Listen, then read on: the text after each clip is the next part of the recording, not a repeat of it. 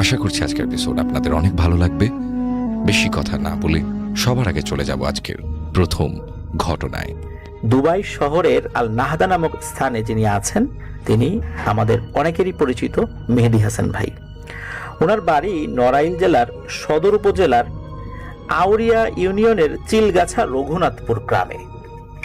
তো উনি এবার যে ঘটনাটি পাঠিয়েছেন এটি শুনেছিলেন ওনার এক হাই স্কুল শিক্ষকের কাছ থেকে।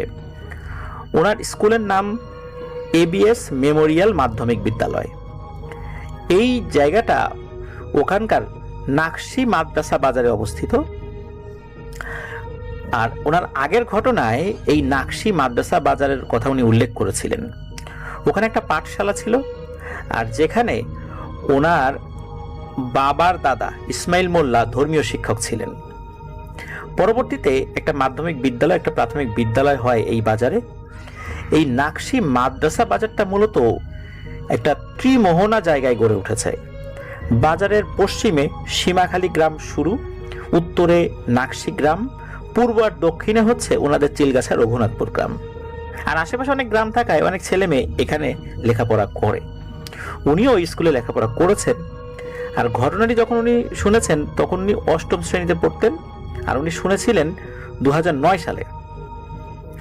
ওনাদের এই স্যার খুব ভালো গল্প শোনাতেন। তার গল্প আর উপস্থাপনা এতটা সুন্দর ছিল যে কেউ পছন্দ করবে। প্রতি বৃহস্পতিবার স্কুল ছুটির আগে উনি পর্যায়ক্রমে 6, 7, 8 এই 3 শ্রেণীর কোনো একটা শ্রেণীতে যেতেন আর গল্প শোনাতেন। তার মানে প্রতি 3 সপ্তাহ পর পর ওনারা ওই স্যারের গল্প শুনতে পারতেন। ওনাদের ওই স্যারের নাম ছিল হচ্ছে ঠাকুর স্যার। অনেকে তাকে পণ্ডিত স্যার নামেও চিনতেন। তো উনি আবার নবম দশম শ্রেণীর ছাত্রছাত্রীদেরকেও গল্প শোনাতেন, কিন্তু সেটা অন্য দিনে, যেহেতু তাদের পড়াশোনার চাপ বেশি এই কারণে তাদের একটু গল্প কমই শোনাতেন। আর ওনার গল্প শোনার জন্য স্টুডেন্টরা অধীর আগ্রহে অপেক্ষা করতেন যে স্যার কবে গল্প শোনাবেন, কবে বৃহস্পতিবার আসবে। আর উনি একটা গল্প বা ঘটনা বেশ কয়েকটি ক্লাস নিয়ে বলতেন, একবারে শেষ করতে পারতেন না। কয়েক মাস লেগে যেত মাঝে মাঝে একটি গল্প শেষ করতে। তো এই ঠাকুর স্যার উনি হিন্দু ধর্মের তো একজন মানুষ বটেই, উনি হিন্দু ধর্মের যেই বইটা রয়েছে এই বইটা পড়াতেন আর কি। বেশ বয়স্ক মানুষ, খুব ভালো মানুষ ছিলেন। তো বেশিরভাগ ছেলে মেয়েরা স্যারের কাছে অনুরোধ করতেন যে স্যার ভূতের গল্প বলেন। যদিও বা ঠাকুর স্যার যেসব গল্প ওনাদেরকে শোনাতেন বেশিরভাগই ছিল রূপকথার বা কাল্পনিক গল্প, কিন্তু মাঝে মাঝে উনি বাস্তব ঘটনার বিভিন্ন বিবরণ দিতেন। তো তেমনই একটি ঘটনা উনি বলেছিলেন ক্লাসে। এই ঠাকুর স্যারের মামা বাড়ি ভারতের পশ্চিমবঙ্গের বর্ধমান জেলাতে। আর সময়টা উনি উল্লেখ করেছিলেন 1980 বা এর আশেপাশের কোন একটি সময়। ঘটনাটি ঘটে বর্ধমান জেলা সদর হসপিটালের নিকটবর্তী একটি গ্রামে। গ্রামের নামটা কি ছিল এটি উনি মনে করতে পারেন নাই, মেহেদী হাসান ভাইও আমাদেরকে বলতে পারেন নাই। তো ওই গ্রামের 3টা ছেলে, একজনের নাম দিলীপ, আরেকজনের নাম নিখিল, আরেকজনের নাম আনন্দ। এরা ছিল খুবই ঘনিষ্ঠ বন্ধু। সবার বয়স 20 থেকে 22-এর মধ্যে হবে। এই 3টা ছেলে ছিল খুবই বখাটে স্বভাবের। লেখাপড়া বাদ দিয়ে গ্রামে বিভিন্ন অপকর্ম করে বেড়ানোই ছিল তাদের কাজ, যেমন ছোটখাটো চুরি, মারামারি ইত্যাদি। তাদের নামে প্রায় নালিশ আসতো, সালিশ বসতো, পঞ্চায়েত ডাকা হতো, সেখানে বেদম পিটুনি খেত, পরিবারের সদস্যদের হাতেও বেদম পিটুনি খেত। পিটুনি খাবার পর 2-3 দিন মোটামুটি তারা ঠিকঠাক থাকতো, তারপর আবার যা তাই আবার সেই একই কাজ করতো। তো এইভাবেই চলতে থাকে। তো একদিন দিলীপ, নিখিল আর আনন্দ মিলে প্ল্যান করে যে আজকে রাত্রে তারা মুরগি চুরি করে খাবে। পরিকল্পনা যেদিন করা হয় সেদিন ছিল ঘুটঘুটে অন্ধকার, মানে অমাবস্যার রাত। অন্ধকার রাতে চুরি করতে সুবিধা, এই জন্য তারা এই রাতটা বেছে নিয়েছিল। সাধারণত অমাবস্যার রাতে কেউ বের হয় না, আর এই কারণে তাদেরও ধরা খাবার সম্ভাবনা নেই বললেই চলে। এই গ্রামের উত্তর পশ্চিম প্রান্ত জুড়ে রয়েছে ঘন জঙ্গল, আর উত্তর পূর্ব দিকে রয়েছে ফাঁকা মাঠ। তৎকালীন এখনকার মতো এত ঘনবসতি সেখানে ছিল না। গ্রামের সিংহভাগ মানুষ গ্রামের দক্ষিণ দিকে থাকতো। তো তারা 3জন প্ল্যান করে যখন সবাই ঘুমিয়ে যাবে তখন কাজটা করতে হবে। প্রথমে আনন্দ দিলীপের ঘরের জানালার কাছে এসে বিড়ালের ডাক দেবে, তারপর আনন্দ আর দিলীপ নিখিলের বাড়িতে গিয়ে বিড়ালের ডাক দিলে নিখিল বেরিয়ে আসবে। তো সেই রাত্রে দিলীপ অপেক্ষা করতে থাকে কখন আনন্দ আসে আর বিড়ালের ডাক দেয়। একসময় আনন্দ আসে আর বিড়ালের ডাকও দেয়। ডাক শুনে দিলীপ ঘর থেকে বের হয়। তারপর একইভাবে নিখিলকে ডাকে। তারা সাথে একটা ছুরি আর দেশলাই নিয়ে বেরিয়ে পড়ে মুরগি চুরির উদ্দেশ্যে। তো একটা বাড়ি থেকে তারা সফলতার সাথে দুটি বড় সাইজের মুরগি চুরি করতে সক্ষম হয়। ওই মুরগি দুটি চুরি করে তারা গ্রামের উত্তর প্রান্তে চলে যায়, ওখানে তো মানুষজন কম থাকে। তো ওখানে একটা জঙ্গল রয়েছে, জঙ্গল যেখানে শেষ হয়েছে এরপর একটা বিলের শুরু হয়েছে। তো ওই ফাঁকা জায়গাটা নিরাপদ, ওখানে তারা আগুন জ্বালিয়ে যদি রান্নাও করে এত রাত্রে কেউ ওখানে আসবে না। যাই হোক, তারা সেখানে মুরগি দুটোকে জবাই করে আগুনে পুড়িয়ে খায়। সবকিছু মিলিয়ে অনেক রাত হয়ে গেছে। তিন বন্ধুই ধূমপান করত। তারা বিড়ি খাচ্ছে আর পরামর্শ করছে যে যদি ব্যাপারটা জানাজানি হয়ে যায় তাহলে কিভাবে তারা বিপদ থেকে বাঁচবে আর কি করলে তাদেরকে কেউ সন্দেহ করবে, এটা নিয়ে আলোচনা চলছে আর কি। তো তারা এসব নিয়ে আলোচনা করছে, এমন সময় দিলীপ লক্ষ্য করে দূর থেকে একটা আলো তাদের দিকে আসছে। এটা দেখে দিলীপ বাকি দুজনকে দেখায় সেটা। তারা একদম নীরব হয়ে যায়। প্রথমে তারা ধারণা করে এটা হয়তো প্যারানরমাল কিছু হবে, কিন্তু না, এটা কোনো ভৌতিক বিষয় নয়, এটা একটা গাড়ির আলো। তারা বেশ অবাক হয়, এত রাত্রে এখানে গাড়ি কি জন্য আসবে। তো দিলীপ অন্যদেরকে বলে, এই চল চল তাড়াতাড়ি পালাই। নিখিল বলে, না না, পালানো যাবে না, চল পাশের একটা ঝোপের আড়ালে লুকিয়ে পড়ি আর দেখি বিষয়টা কি। তো তারা তিনজন দ্রুত পাশের একটা ঝোপের আড়ালে লুকিয়ে পড়ে। গাড়িটা এদিকে আসতে থাকে আর রাস্তার শেষ প্রান্তে এসে থেমে যায়। যেখানে গাড়িটা থামে তার প্রায় 200 মিটার দূরে একটা ঝোপের আড়ালে লুকিয়েছিল ওরা তিন বন্ধু। ওরা ভয় পাচ্ছিল কারণ গাড়িটা অনেক কাছে চলে এসেছিল, ওরা যদি ধরা পড়ে যায়। যাই হোক, একসময় গাড়ি চালক গাড়ির আলো নিভিয়ে দেয়। ঘুটঘুটে অন্ধকার থাকার কারণে ওরা কিন্তু কিছুই দেখতে পাচ্ছে না। হঠাৎ গাড়ির দরজা খোলার শব্দ পেল আর সেখান থেকে ফিস ফিস কথার আওয়াজ ভেসে আসছে। প্রায় 1 মিনিট পর ওরা বুঝতে পারে এবার গাড়ির পেছনের যে ডালা সেটা খোলা হয়েছে আর কোন একটা ভারী কিছু গাড়ি থেকে টেনে নামানোর সময় ঘর্ষণের ফলে যেরকম শব্দ হয় ঠিক তেমন শব্দ ওরা শুনতে পায়। মনে হচ্ছে 2-3 জন কিছু একটা গাড়ি থেকে টেনে নামালো। তারপর তারা আবার ফিস ফিস করে কথা বলতে শুরু করে। এর 2 মিনিট পর গাড়িটা আবার স্টার্ট দেয় আর তখন ওরা তিনজন লক্ষ্য করে গাড়িটার সামনে 2 জন লোক দাঁড়িয়ে আছে আর তাদের পায়ের কাছে পড়ে আছে কাপড়ে মোড়ানো একটা লাশ। ওদের আর বুঝতে বাকি রইল না এটা একটা লাশবাহী গাড়ি আর একটা লাশ এখানে ওরা নামিয়ে এনেছে। কিন্তু প্রশ্ন হচ্ছে, এত রাত্রে এই নির্জন জায়গায় লাশ নিয়ে তারা কেন আসবে? এখানে তো কোনো ঘরবাড়ি নাই, এখানে তো কোনো শ্মশান নাই, তাহলে এখানে আসবে কেন? ওরা ভাবে নিশ্চয়ই এটা কোনো মার্ডার। এরকম বিভিন্ন প্রশ্ন ওদের মাথায় ঘুরতে থাকে। একটা সময় শুকনো পাতার মর্মর শব্দ ওদের চেতনা ফেরত আসে।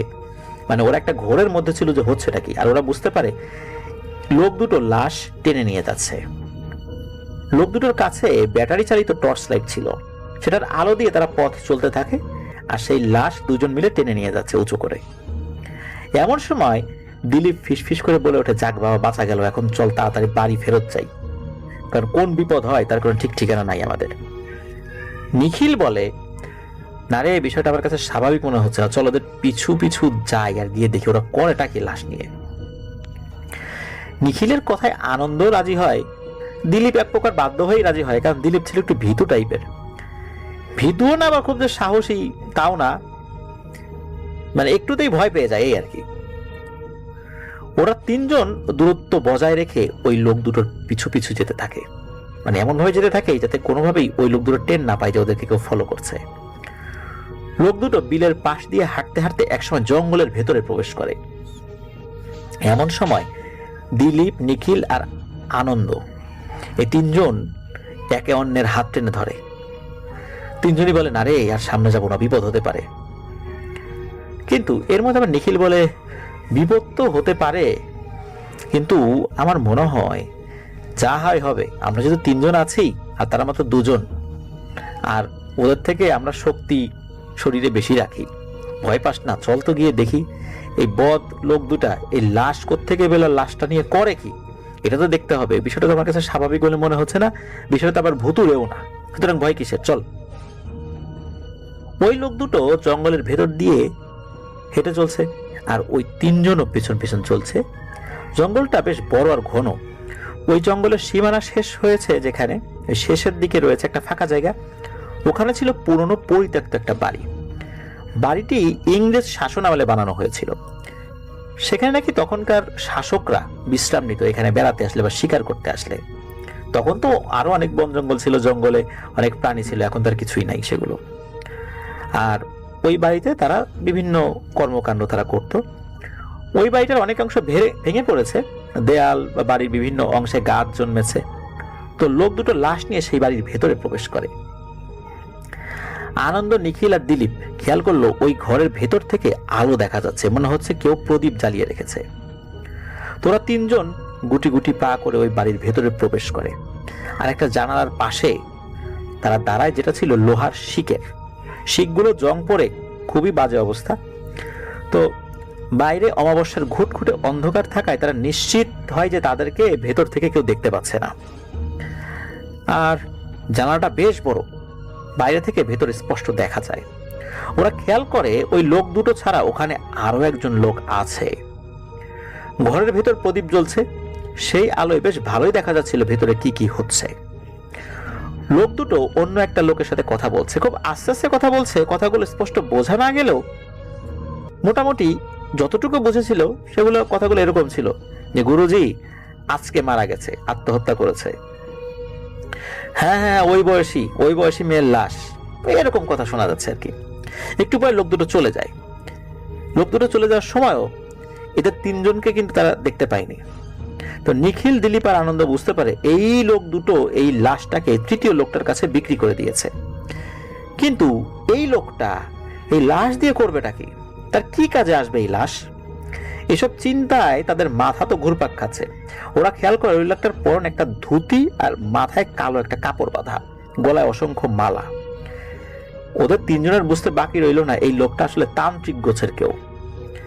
এখন প্রশ্ন হচ্ছে যে এই বাড়িতে তো কেউ থাকে না, এই তান্ত্রিক কোত্থেকে আসলো, এর বাড়ি কোথায়, আর এই তান্ত্রিক এই লাশটা নিয়ে এখন কি করবে। দিলীপ আনন্দ আর নিখিলের উদ্দেশ্যে ফিসফিস করে বলে, এই বেটা তান্ত্রিক এই লাশ নিয়ে কিছু একটা করবে রে, আমাদেরকে ভয় পেলে চলবে না, দেখি কি করে, আর কোন হতভাগিনীর লাশ এখানে। কেউ কোনো শব্দ করবি না, যা হয় হবে, আগে দেখি তান্ত্রিক করেটা কি। এই ফিসফিস শব্দটা তান্ত্রিক মনে হয় কিছুটা শুনতে পেয়েছিল। সে এদিক ওদিক খুঁজতে থাকে, আর বাইরে অন্ধকার থাকার কারণে সে কিছু দেখতে পেল না। তান্ত্রিক হয়তো মনে মনে ভেবেছে এত রাত্রে ঘোর অন্ধকার আর নির্জন জায়গায় কেই বা আসবে, সে তার কাজে মত দিল। তান্ত্রিক প্রথমে কিছু ধূপ বা ছাই হাতে নিয়ে সেই ছাই দিয়ে গোল করে একটা বড় বৃত্ত আঁকলো। তারপর লাশটাকে সেই বৃত্তর ভিতরে শুইয়ে দিল। শুরুতেই বুঝতে পেরেছিল তাদের কথাবার্তা শুনে এই 3 জন যে ওই লাশটা কিন্তু একটা মেয়ের লাশ ছিল। তো তারপর তান্ত্রিক মন্ত্র পড়ে লাল সিঁদুর দিয়ে সেই বৃত্তের রেখার 5 কি 4 আঙ্গুল দূরত্ব রেখে আর একটা বৃত্ত আঁকলো। 2 বৃত্তের যে রেখা, এই রেখার মাঝখানে যে ফাঁকা জায়গা, সেই জায়গার চারপাশে অনেকগুলো মোমবাতি রাখলো, আর মন্ত্র পড়ে সেগুলো এক এক করে জ্বালিয়ে দিল। লাশটা ছিল ঠিক বৃত্তের মাঝ বরাবর। লাশের 2 পাশে যে ফাঁকা জায়গা ছিল সেখানে এক পাশে একটা ক্রস চিহ্ন এঁকে দেয়। সেই চিহ্নর কেন্দ্রস্থলে মন্ত্র পড়ে একটা মোমবাতি জ্বালিয়ে দিল। লাশের অপর পাশে একটা ত্রিশূলের চিহ্ন এঁকে দিল তান্ত্রিক, আর ওই ত্রিশূলের সামনে আর পেছনে 2টো মোমবাতি একইভাবে জ্বালিয়ে দিল। এরপর কাপড়ে মোড়ানো লাশ যেটা ছিল, লাশ থেকে লাশের কাপড় খুলে নিল। তখন মোমবাতির আলোতে ওরা 3 জন দেখতে পেল এটা 20 থেকে 22 বছর বয়সী একটা মেয়ের লাশ। লাশটাকে কাটাছেঁড়া করা হয়েছে, শরীরের বিভিন্ন অংশ সেলাই করা। বুঝতে পারলো এই লাশটার পোস্টমর্টেম হয়েছে। কিন্তু লাশটা পোস্টমর্টেম হওয়ার পর পরিবারের কাছে যাওয়ার কথা, এখানে কিভাবে আসলো? নিশ্চয়ই ওরা চুরি করেছে। আর ওদের কথাবার্তা যখন বলছিল, সব কথা তো ওরা বুঝতে পারেনি, কিন্তু এতটুকু বুঝেছিল একটা মেয়ের লাশ ওরা নিয়ে এসেছে। যাই হোক, তারপর ওই তান্ত্রিক লাশটাকে একটা কালো কাপড় দিয়ে ঢেকে দিয়ে ঘরের এক কোণ থেকে একটা পাত্র আনলো। সেই পাত্রের ভেতর থেকে কিছু লোহার পেরেক নিয়ে গন্ডির ভেতরে আসলো। লাশের মুখের যে জায়গা, এই জায়গাটা খোলা রেখে তান্ত্রিক লাশের পেটের উপর বসে পড়লো। তান্ত্রিকের এসব কার্যকলাপ দেখে ওদের তিনজনের খুব রাগ হচ্ছিল। মনে হচ্ছিল একটা লাঠি নিয়ে তান্ত্রিকের পিঠে ধপাস করে একটা বাড়ি মেরে দিই, কিন্তু ওরা সাহস পাচ্ছিল না। গ্রামে তো ওদেরকে অনেকেই ভালো নজরে দেখে না, এখন যদি কোনো ভালো কাজ করতেও যায় হিতে বিপরীত হতে পারে। এই চিন্তা করে ওরা চুপচাপ বসেছিল, দেখে যাচ্ছিল যে তান্ত্রিক আসলে করেটা কি। তান্ত্রিক মন্ত্র পড়তে শুরু করলো, জোরে জোরে মন্ত্র পড়েই যাচ্ছিল। ওরা তিনজন বুঝতে পারলো এই তান্ত্রিক আসলে ভয়ানক কোন একটা সাধনা করতে বসেছে। মন্ত্র পড়ার 10 থেকে 12 মিনিট পর থেকে ওরা তিনজন অনুভব করলো এই বাড়ি এবং আশেপাশের জায়গাটা আস্তে আস্তে খুব গরম হয়ে যাচ্ছে, আর ধীরে ধীরে তীব্র গরম ওদের কাছে অনুভূত হতে থাকে। ওদের খুব অস্বস্তি লাগতে থাকে, তবুও সামনে কি হতে যাচ্ছে সেটা দেখার তীব্র নেশা চেপে বসেছে ওদের মাথায়। এভাবে কিছুক্ষণ চললো। তান্ত্রিক মন্ত্র পড়ে যাচ্ছে একদম বিরতিহীন ভাবে। একটু পরে শুরু হয় বাতাস। দিলীপ, নিখিল আর আনন্দ ভাবে মনে হয় ঝড় উঠেছে। ধীরে ধীরে বাতাস বৃদ্ধি পেতে থাকে, মনে হচ্ছে এখনই সব লন্ডভন্ড হয়ে যাবে। ওরা তিনজন খুবই ভয় পাচ্ছিল। একজন আরেকজনের হাত চেপে ধরে বসে বসে সৃষ্টিকর্তাকে ওরা স্মরণ করছিল। অবাক করা বিষয় হচ্ছে, ওরা লক্ষ্য করলো এত বাতাসেও একটা মোমবাতিও নিভে গেল না, সেগুলো একদম স্বাভাবিকভাবেই জ্বলছে। মনে হচ্ছে বাতাস তাদের স্পর্শই করতে পারছে না। হঠাৎ তান্ত্রিক যেখানে বসেছিল ঠিক তার সামনে দুটো মোমবাতি সে হাত দিয়ে নিভিয়ে দিল। তান্ত্রিক তার হাতটা বাড়িয়ে দিয়ে হাতটা একটু নিচুর দিকে দিল, জোরে করে ওই হাতের বাতাসে নিভে গেল দুটো মোমবাতি। এদিকে মুহূর্তের ভেতরে বাতাসটাও থেমে গেল। 10 থেকে 15 সেকেন্ড পর তান্ত্রিক আবার সেই নিভানো মোমবাতি দুটো জ্বালিয়ে দিল। কি হচ্ছে এসব কিছুই বুঝতে পারছে না ওরা। ওরা খেয়াল করে হঠাৎ করে লাশটা মনে হলো একটু নড়ে উঠলো। লাশ নড়ে উঠতে দেখে ওরা ভাবে এটা কি করে সম্ভব, মৃত মানুষ আবার কিভাবে নড়াচড়া করবে? না না, এরা ভুল দেখেছে, এটা তো হতেই পারে না। কিন্তু না, লাশটা নড়ছে, আর সেটা নড়েই চলেছে। মৃগী রোগীরা যেভাবে খিঁচুনি দেয় শরীরে যখন তাদের মৃগী রোগটা শুরু হয়, ঠিক ওইভাবে মনে হচ্ছে লাশটা খিঁচুনি দেওয়ার চেষ্টা করছে। কিন্তু মৃত লাশ এভাবে নড়াচড়া করছে, এটা কি কোনো স্বাভাবিক বিষয়? এতক্ষণ পর্যন্ত সবকিছু তো স্বাভাবিকভাবেই মনে হচ্ছিল বা স্বাভাবিকভাবে চলছিল। মুরগি চুরি থেকে শুরু করে নিয়ে এতটা পথ আসলো, কোনো জিনভূতের দেখা তো পায় নাই, কিন্তু এখন হচ্ছেটা কি? তো এসব দেখে দিলীপ রীতিমতো ভয়ে কাঁপতে শুরু করে দেয়। নিখিল দিলীপের চোখ মুখ চেপে ধরে। দিলীপ ওদিকে আনন্দকে ফিসফিস করে বলে যে আজকে যে কপালে কি আছে রে, আমাকে ছাড়, ভয় নাই। তো যাই হোক, শব্দ তো করা যাবে না, শব্দ হলে এখানে ঝামেলা আছে। এখানে যা কিছু হচ্ছে সবই অস্বাভাবিক, এখানে কৌশলে পালাতে হবে। তিন বন্ধু বুঝতে পারে আসলে তারা এক ভীষণ বিপদে পড়ে গেছে, তাদের উচিতই হয় নাই এই জায়গায় আসা। এখন উপায় একটা, যে করে হোক পালাতে হবে।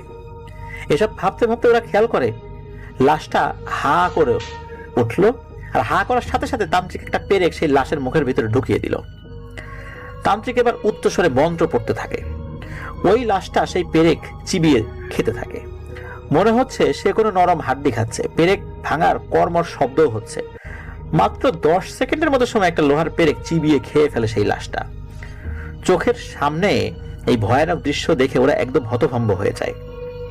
এভাবে একটা পেরেক খাওয়া শেষ হলে লাশটা আবার হা করে, সাথে সাথে তান্ত্রিক আরেকটা পেরেক তার মুখের ভেতর পুরে দেয়।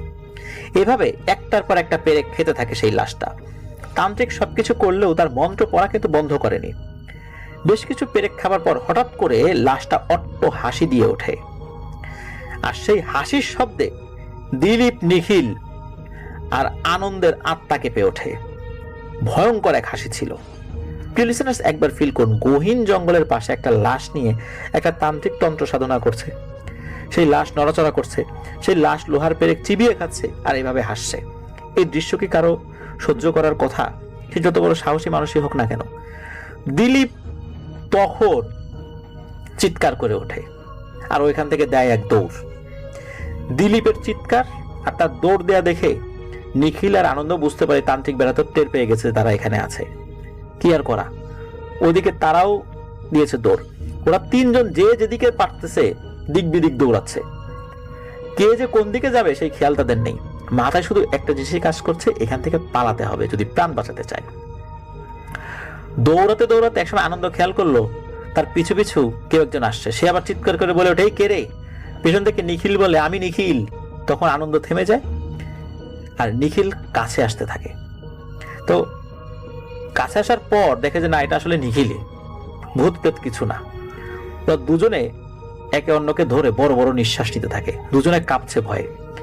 একটু স্বাভাবিক হলে নিখিল বলে, এই দিলীপ কোথায় রে? ওরা দিলীপকে ডাকতে থাকে কিন্তু দিলীপের কোনো সারা শব্দ তারা পায় না। ওরা দুজনেই দিলীপকে খুঁজতে থাকে, অনেক খুঁজে দিলীপকে তারা পায় না। শুধু ওই পুরনো বাড়ির দিকে যাওয়াটা বাকি ছিল, কিন্তু ওদিকে যাওয়ার সাহস কিন্তু ওরা পাচ্ছে না। ওরা বুঝতে পারে দিলীপ কোন একটা বিপদে পড়েছে। ওরা সিদ্ধান্ত নেয় এখন বাড়িতে ফেরত যাবে আর সবাইকে ডেকে তুলবে আর সবকিছু খুলে বলবে। তারপর বাড়ির মানুষকে সাথে করে নিয়ে দিলীপকে খুঁজতে হবে। যা হয় হবে, মানুষজন যা বলে বলুক, মানুষজন যত খুশি মারধর দিক, কিন্তু যে করেই হোক তাদের বন্ধু দিলীপকে খুঁজে বের করতেই হবে। ওরা দেরি না করে প্রথমে দিলীপের বাড়িতে যা সবকিছু খুলে বলে। দিলীপের মায়ের কথা শুনতে কান্নায় ভেঙে পড়ে। বাকিরা তো ওদের অনেক বকাঝকা করতে থাকে, কেউ লাঠি নিয়ে আসতে থাকে পিটাবে বলে। একজন বলে, এসব বকাঝকা করার সময় এখন না, তাড়াতাড়ি চলো দিলীপকে খুঁজে বের করি। তারা আরো কিছু মানুষকে খবর দেয়। নিখিল, আনন্দ ওদের সাথে দিলীপের পরিবারকেও সাথে নিয়ে, আর অনেক পুরুষ সদস্যরা ওখানে ছিল। কেউ মশাল জ্বালিয়েছিল, কেউ হারিকেন নিয়ে এসেছিল, কারো হাতে টর্চ লাইট ছিল। তো তারা দিলীপকে খুঁজতে বের হয়। সবাই মিলে খুঁজতে খুঁজতে জঙ্গল ধরে সেই পরিত্যক্ত বাড়ির দিকে আসতে থাকে। অনেক খোঁজাখুঁজি করার পর দিলীপকে অজ্ঞান অবস্থায় পাওয়া যায় সেই বাড়ি থেকে 300 থেকে 400 মিটার দূরে। ওখানে অজ্ঞান অবস্থায় সে পড়েছিল, তাকে উদ্ধার করা হয় সেখান থেকে। তারপর তারা সেই বাড়ির ভেতরে যাবে বলে সিদ্ধান্ত নেয়, দেখতে হবে আসলে কি হয়েছে ওখানে। যে ভাবা সেই কাজ। সেই বাড়িতে গিয়ে তারা যে মানে যেই দৃশ্যটা দেখে, এই দৃশ্যটা দেখে তাদের সবার পিলে চমকে যায়। তারা দেখে সেই মেয়ের লাশটা সেভাবেই ওই গন্ডির মধ্যেই পড়ে আছে, মানে ওই বৃত্তের মধ্যে পড়ে আছে, আর তার পাশে উপর হয়ে শুয়ে আছে তান্ত্রিকের মৃতদেহ। কে যেন তান্ত্রিকের ঘাড় ভেঙে মাথাটা উল্টো দিকে ঘুরিয়ে রেখেছে, আর তার জিহ্বাটা প্রায় আধা বের হয়ে এসেছে, আর চোখ দুটো খোলা। দেখে বোঝা যাচ্ছে খুব ভয়ঙ্কর কিছু দেখেছে তান্ত্রিক তার মৃত্যুর আগে, আর খুব নির্মম ভাবে তাকে হত্যা করা হয়েছে। পরদিন সকালে এই ব্যাপারটা তো জানাজানি হয়ে যায়। ওই হাসপাতালে চাকরি করত একজন জানান যে ওই দিন সন্ধ্যায় একটা আত্মহত্যা করা লাশ খুঁজে পাওয়া যাচ্ছিল না। লাশটাকে পোস্টমর্টেম করে ওই মর্গে রাখা হয়েছিল পরিবারকে বুঝিয়ে দেওয়ার জন্য, আর তখনই ওই লাশটা ওখান থেকে চুরি হয়ে যায়। আর সেটা অনেক দামে ওই হসপিটালেরই একজন অ্যাম্বুলেন্স ড্রাইভার আর 2 জন স্টাফ এই তান্ত্রিকের কাছে বিক্রি করে, আর এরা 3 জন মিলেই এই অপকর্মটা করেছিল। যাই হোক, এই ঘটনার পরে সেই গ্রামে বা হাসপাতালে যারা যারা এই কাজের সাথে জড়িত ছিল তাদের সাথে কোনো আইনি ঝামেলা হয়েছিল কিনা বা কি কি ঘটেছিল এই ঘটনাকে কেন্দ্র করে, সেগুলো অজানা রয়ে গেছে। ঠাকুর স্যার এগুলো বলেননি, তবে মূল বিষয়টা তিনি স্টুডেন্টদেরকে বলেছিলেন। সেদিন তান্ত্রিক কি সাধনা করছিলেন আর কেনই বা তার এমন মৃত্যু হলো। সেদিন তান্ত্রিক যেটা করছিল সেটাকে বলা হচ্ছে সব সাধনা। মৃত মানুষের মধ্যে একটা পিশাচকে আমন্ত্রণ করা। এই সাধনা শুধু একজন অভিজ্ঞ আর তন্ত্র শিক্ষায় সিদ্ধ কোনো অঘরী তান্ত্রিক করতে পারে। এই সাধনা করতে প্রয়োজন এমন একটা লাশ যার অস্বাভাবিক মৃত্যু হয়েছে, আর সেটা যদি কোনো মেয়ের লাশ হয়, অবিবাহিত, তাহলে আরো ভালো হয়। মূলত এরকম টাইপের লাশই এটা ছিল। আত্মহত্যা করা লাশ হলে এটার উপর যে পিশাচটা আসে সেই পিশাচটাও খুব শক্তিশালী হয়।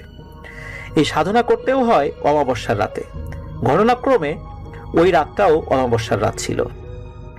তান্ত্রিক যখন সবকিছু গুছিয়ে লাশের উপর বসে মন্ত্র পড়ছিল, তখন ওই লাশের ভেতরে আসা পিশাচ ক্ষিপ্ত হয়। মূলত ওই পিশাচকে আহ্বান করছিল। শুরুতে তো ওই লাশের মধ্যে ছিল না, পিশাচ জানতো যদি সে একবার ওই লাশের মধ্যে ঢোকে এবং তান্ত্রিক তার রিচুয়ালগুলো সম্পূর্ণ করতে পারে, তাহলে সে ওই তান্ত্রিকের গোলাম হয়ে যাবে। তান্ত্রিক যা বলবে সেটাই করতে হবে। মূলত তাকে যখন আহ্বান করা হয় সে খুব রেগে ওদিকে আসছিল, যার কারণে ওই জায়গাটা নাকি অনেক গরম হয়ে গিয়েছিল। আর এই ধরনের পিশাচ যদি কোথাও রেগে কোথাও আসতে থাকে তখন নাকি এরকম ঝড় হয়।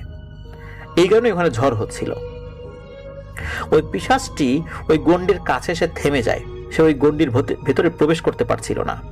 ওটা ছিল তন্ত্রমন্ত্র পড়ে বন্ধ করা একটা গণ্ডি।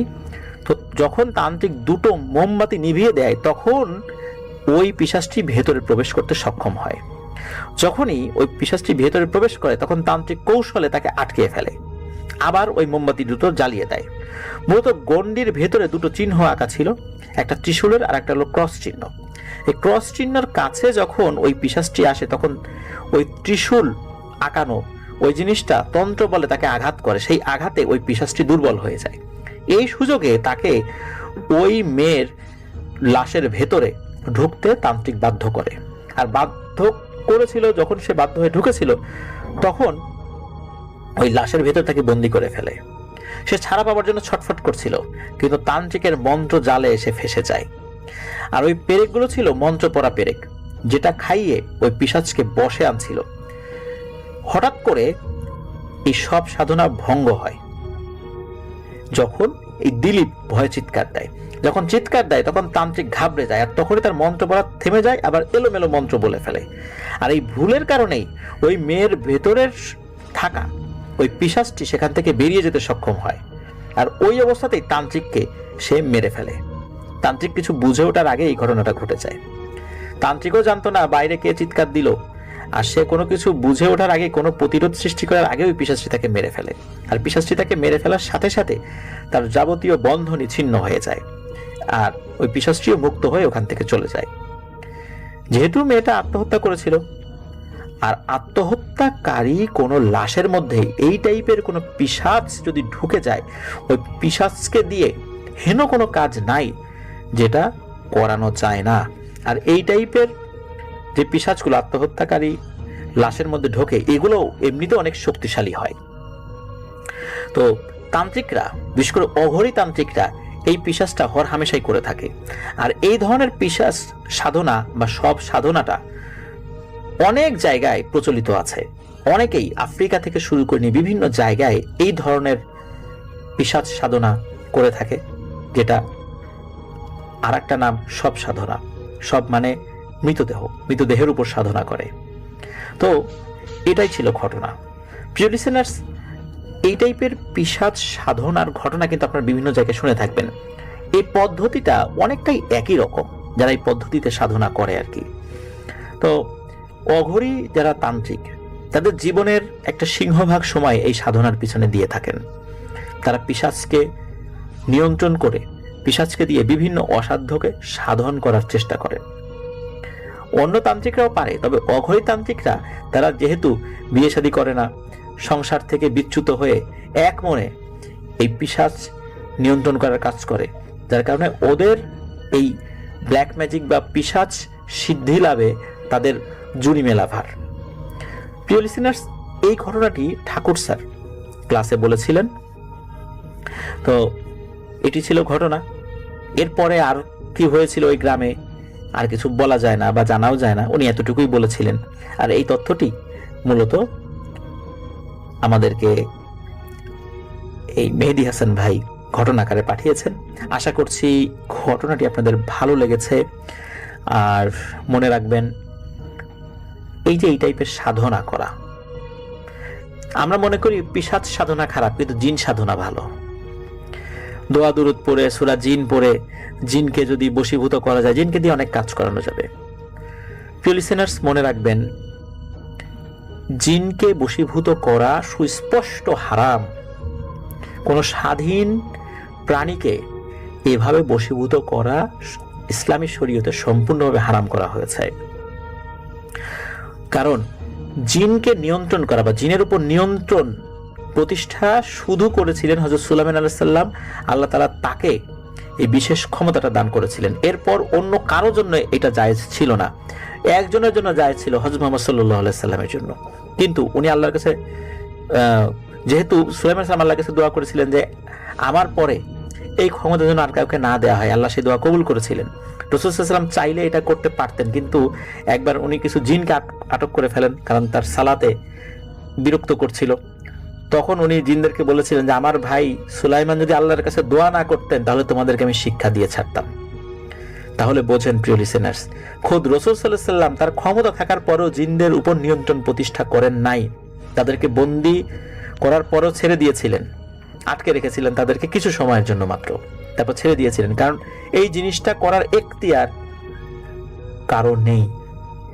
তাহলে বুঝতেই পারছেন যে আমরা এই যে বিভিন্ন সময় শুনি যে অমুকে জিন পালে, তমুকে জিন সাধনা করে, তিনি একজন বিশাল বড় হুজুর, এইটা কোনো বুজুর্গি না।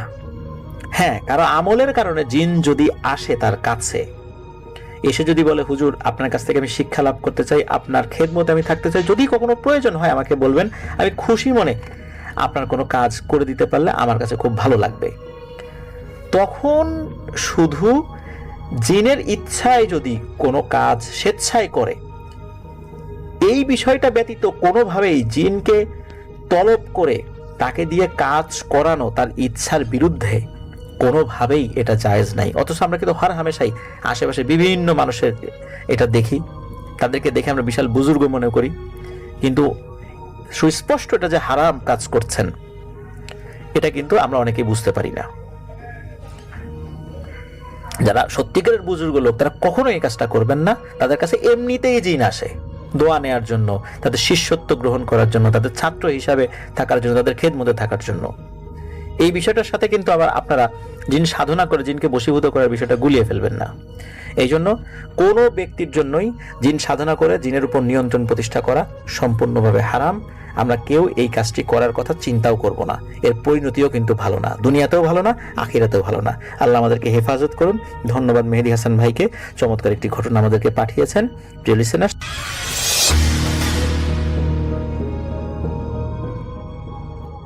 আসসালামু আলাইকুম শাফিন ভাই। ওয়ালাইকুম আসসালাম। আমি জানি বরাবরের মতোই আজও আপনি ভালোই আছেন। আমি রাবিয়া বশরী সুহা, লিখছি নারায়ণগঞ্জ থেকে। এটির একজন নিয়মিত শ্রোতা। আমার পাঠানো প্রথম ঘটনাটি পড়ে শোনানোর জন্য আপনাকে অসংখ্য ধন্যবাদ। আজ আমি দ্বিতীয়বারের মতো একটা ঘটনা শেয়ার করছি। আসলে এটিকে আমি কোনো ঘটনা হিসেবে সম্বোধন করতে চাই না, কারণ এটি আমার সাথে ঘটে যাওয়া বিশেষ কোনো মুহূর্ত নয়, কিংবা আমার পরিচয় পরিচিত জনদের মুখ থেকে শোনা কোনো ঘটনাও নয়। এটি হচ্ছে প্রকৃতির এক নিরন্তর সত্য, যার প্রত্যক্ষদর্শী মাত্র আমি।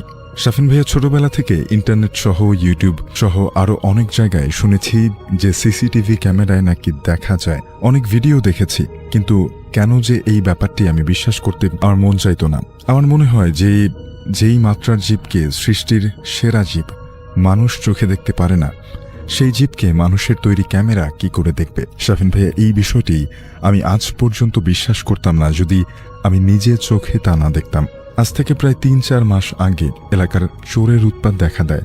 আমাদের বিল্ডিংয়ে তখন সিসিটিভি ক্যামেরা লাগানো হয়। ৫তলা বিল্ডিংয়ের প্রত্যেক তলায় সিঁড়িতে এবং ছাদে ক্যামেরা লাগানো হয়, আর ক্যামেরার মনিটরে লাগানো হয় আমাদের ডাইনিং রুমে। তো সবকিছু ঠিকঠাকই ছিল। হঠাৎ একদিন গভীর রাতে আম্মুর ডাকে আমার ঘুম ভাঙে। আম্মু আমাকে ডাইনিং রুমে আসার জন্য বলে। আমি ঘড়িতে তাকিয়ে দেখি তখন রাত ২টা ৪৫ বাজে। আমি উঠে ডাইনিং রুমে যেতেই দেখি বাসার সবাই একই দৃষ্টিতে ক্যামেরার মনিটরের দিকে তাকিয়ে আছে। আমি সেই দিকে তাকাতেই দেখলাম আমাদের ৪র্থ তলার সিঁড়িতে একটা উজ্জ্বল সাদা গোলাকার আলো চলাফেরা করছে। মানুষ একটা জায়গায় এখান থেকে ওখানে পায়চারি করলে যেমনটা হয়, ওই আলোটারও একই ধরনের মুভমেন্ট ছিল, আর সেটি একবার শূন্যে ভেসে যাচ্ছিল, আরেকবার ফ্লোরে হেঁটে হেঁটে যাচ্ছিল। আমার কাছে খুবই অস্বাভাবিক মনে হলো, যেহেতু তখন সিঁড়ির লাইটগুলো অফ ছিল এবং লাইটের সুইচ ছিল আমাদের ঘরে। তাই আমি ৪র্থ তলার লাইটটা অন করে দিলাম। এরপর খুবই অস্বাভাবিক একটা ঘটনা ঘটল। লাইট অন হওয়ার সাথে সাথে সেই আলোটা সিঁড়ি বেয়ে ৩য় তলার দিকে নেমে গেল। আমি তাড়াতাড়ি লাইটটা অফ করে আবারও সেটা সিঁড়ি বেয়ে ৪র্থ তলায় উঠতে গেল মনে হলো, এবং আগের মতোই সেখানে পায়চারি করতে থাকলো। রাত তখন অনেক গভীর হয়ে যাওয়ায় আমরা তখন ঘুমিয়ে পড়ি, এবং সকালে সেখানে আর কিছুই ছিল না। আমরা ভেবেছিলাম যে বিষয়টা বোধহয় এখানেই শেষ হবে, কিন্তু তা আর হয় নাই। প্রায় ৭-৮ দিন পরে আবার সেই একই ঘটনার পুনরাবৃত্তি ঘটে। তবে এবার আলোটা পায়চারি করছিল আমাদের বিল্ডিংয়ের মেইন গেটের ভেতরে, গ্যারেজের জায়গাটাতে। যেহেতু রাত তখন বেশি হয়নি আর মানুষজনও আসা যাওয়া করছিল, একজন লোক গেটের ভেতরে ঢুকছিল এবং সেই সাদা তার পাশে ছিল।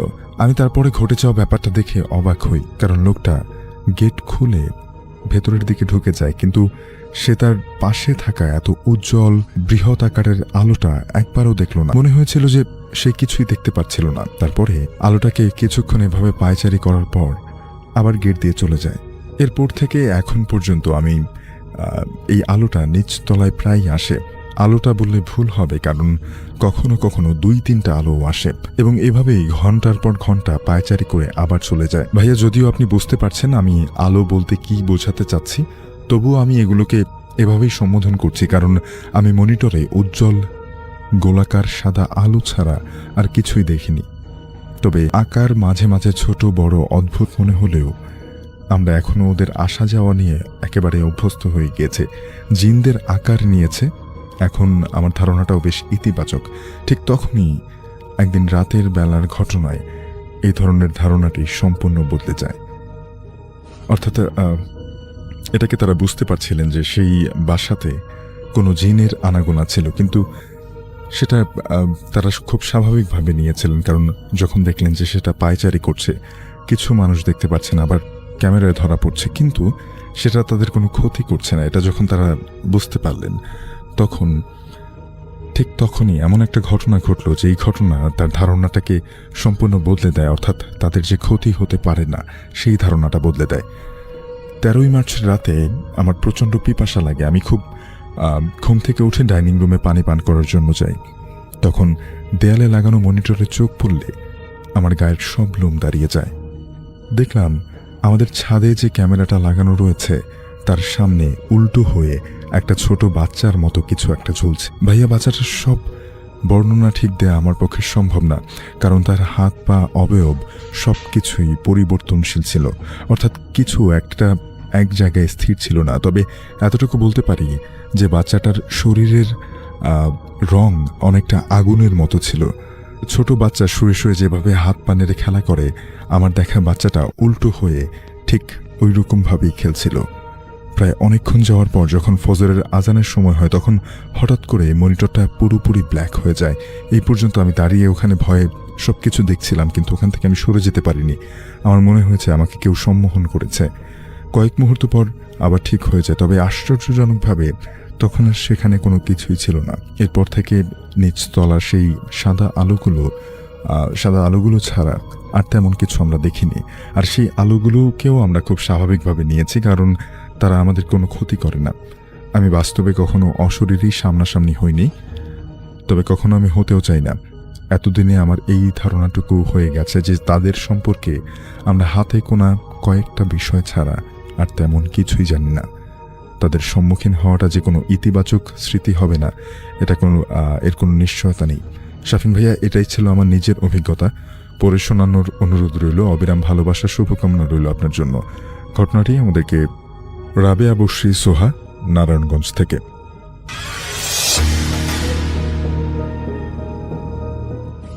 প্রিয় লিসেনার্স, কিছু কিছু স্থাপনায় খুব সিকিউরিটি মেনটেন করা হয়। সেই সমস্ত স্থাপনার প্রতিটি দরজা যদি আপনি খুলতে চান, আলাদা আলাদা অ্যাক্সেস লাগে, আলাদা আলাদা অ্যাক্সেস কার্ড লাগে। অ্যাক্সেস যে সিস্টেমটা, এই সিস্টেমটা এমন একটা সফটওয়্যার দিয়ে তৈরি, ওই কার্ড ছাড়া কোনোভাবেই আপনি ওই দরজা খুলতেই পারবেন না। কিন্তু মানুষ তো এই অ্যাক্সেস সিস্টেমটা ফলো করে দরজা খোলে। আর যারা অশরীরী, ওদের কি কোনো অ্যাক্সেস সিস্টেম লাগে? ওদের কি কোনো কার্ড লাগে? কেমন হয় যদি এই ধরনের কোনো সিস্টেম কার্ড ছাড়াই হঠাৎ করে দরজা খুলে যায়? এমন একটি ঘটনা আপনাদের সামনে এখন উপস্থাপন করব। ঘটনাটি আমাদের দেশের বাইরের। আমাদেরকে এই ঘটনাটি পাঠিয়েছেন কাতার প্রবাসী এনামুল হক। ওনার বাড়ি কুমিল্লার হোমনায়। উনি মূলত এই ঘটনাটি একটি ঘটনার প্রেক্ষাপটে ওনার সহকর্মী যার নাম হচ্ছে আব্দুল আজিজ, তার কাছ থেকে শুনেছিলেন। বর্তমানে উনি কাতারের একটি নৌবন্দরে কর্মরত রয়েছেন, মানে এই এনামুল হক এবং ওনার সহকর্মী আব্দুল আজিজ তিনিও আছেন। আর ওই নৌবন্দরের হেডকোয়ার্টারে অ্যাসিস্ট্যান্ট রিসিপশনিস্ট হিসাবে কর্মরত রয়েছেন এনামুল হক ভাই। ওনাদের ওই বিল্ডিংটা 10 তলা। ওই 10 তলার যতগুলো অ্যাক্সেস কন্ট্রোলের কাজ আছে সেগুলো আব্দুল আজিজ দেখে থাকে। আর এই এনামুল হক ভাইয়ের কাজ হচ্ছে ভিজিটর হ্যান্ডেল করা, তাদের পেপার সাবমিটের কাজ থাকলে সেগুলো অফিস থেকে অন্য অফিসে পৌঁছে দেয়া, এই কাজগুলো মূলত। তো ওনাদের ওখানে একটা সিস্টেম আছে প্রত্যেকটা লিফটে অ্যাক্সেস কন্ট্রোল করা। মানে আপনি যদি 7 তলার অ্যাক্সেস কার্ড নিয়ে যান, ওই লিফটে আপনি কোনোভাবেই 8 তলাতে যেতে পারবেন না, এমন একটা সুন্দর সিস্টেম। আবার আপনি 7 তলার কার্ড নিয়ে 6 তলাতেও যেতে পারবেন না। মানে আপনি যেই তলাতে যাবেন সেই তলারই আলাদা একটা কার্ড থাকবে লিফটে। তো এই জিনিসগুলো একটা সফটওয়্যার দিয়ে এই সিস্টেমটাকে কন্ট্রোল করা হয়। তো একজন ব্যক্তি উনি 7 তলাতে যাবেন, কিন্তু তার কার্ডটা কাজ করছে না, ওই কার্ডটা কাজ করছে 6 তলাতে, অথচ সকালবেলাতেও ওই কার্ডটা দিয়ে মানুষ 7 তলাতে গিয়েছে, ওখানে লেখাও আছে এটা 7 তলার কার্ড। তো এটা কেন কাজ করছিল না? হতে পারে কোনো ধরনের সিস্টেম জটিলতা। এইগুলো নিয়ে এনামুল হক ভাই আর আব্দুল আজিজ ওনারা হাসি তামাশা করছিলেন। এনামুল হক ভাই কথা প্রসঙ্গে বললেন যে এই বিল্ডিংয়ে কোনো ভূত আছে নাকি? তখন এই আব্দুল আজিজ উনি হাসির ছলে বললেন, এইখানে নাই, তবে আমি আর একটা জায়গায় কাজ করতাম সেখানে আছে। তখন এনামুল হক ভাই একটু নড়েচড়ে বসেন যে সেখানে আছে মানে একটু বলেন তো ঘটনাটা কি। তখন মূলত এই ঘটনাটি এই আব্দুল আজিজ এনামুল হক ভাইকে বলেন। সেটা হলো এই যে বিল্ডিংটার কথা বলা হচ্ছে, সঙ্গত কারণ তার নামটা বলা যাচ্ছে না, কারণ ওই বিল্ডিংটা ভেঙে এখন চমৎকার দ্বিতল বিশিষ্ট একটি বন্দর তৈরি করা হয়েছে এবং এটা একটা পর্যটন এরিয়া। অনেক বাঙালি সেখানে আছেন, বাংলাদেশিও রয়েছেন, ইন্ডিয়ান বাঙালি রয়েছেন, অনেকেই সেখানে আছেন। আর এই কারণে নামটা বলা যাচ্ছে না, কাতারের লোকজন জিন ভূত খুব ভয় পায় এবং তারা এইগুলো থেকে অত্যন্ত মানে ভয় তো পাই, এগুলো থেকে অনেক দূরে সরে থাকতে চায়। যেহেতু অনেক বাংলাদেশি সেখানে আছেন, পশ্চিমবঙ্গের বাঙালি আছেন, এই জন্য নামটা বলা যাচ্ছে না। তো যাই হোক, ওই জায়গাটাতে 10 তলা বিশিষ্ট একটা ইয়ে ছিল, মানে অফিস ছিল আর কি। তো হতো কি, হঠাৎ করে একটা সমস্যা দেখা দিল। ওই বিল্ডিং এর ছাদের একটা দরজা ছিল, সেটাও কিন্তু অ্যাক্সেস কন্ট্রোল করা ছিল, কোনোভাবেই অ্যাক্সেস কার্ড ছাড়া দরজা খুলবে না। এই আব্দুল আজিজ ভাই সকালবেলা ডিউটিতে এসে জানতে পারেন যে সকালে যিনি সিকিউরিটি গার্ড ডিউটিতে আসছেন উনি নাকি দায়িত্ব বুঝে নেওয়ার আগে ছাদের দরজা খোলা পেয়েছেন। কিন্তু রাতে যিনি সিকিউরিটি গার্ড ডিউটিরত ছিলেন তার কাছে যখন জিজ্ঞেস করা হলো, তিনি বললেন যে না, তো রাতে কোনো দরজা খোলা হয়নি। সিসিটিভি ফুটেজ দেখা হলো, দেখা গেল একে একে দরজা খুলে গেছে। এটা কিভাবে সম্ভব? হতে পারে কোনো সিস্টেমের ফল্ট হয়েছে, যার কারণে লক দরজা আনলক হয়ে গেছে, এটা হতেই পারে। এরপরে বিভিন্ন ধরনের পদক্ষেপ নেওয়া হলো, কাজ হচ্ছে না। এরপর সিস্টেম চেক করা হলো, সিস্টেমটাও খুব ঠিক আছে, কোনো সমস্যা নাই। কিন্তু সমস্যাটা হলো কেন দরজাটা একা একা খুলে যাচ্ছে? এটা তো বড় ধরনের একটা সিকিউরিটি ইস্যু। দরজা খোলা থাকলে ওই দরজা দিয়ে যে কোনো ধরনের চুরি ডাকাতি হতে পারে।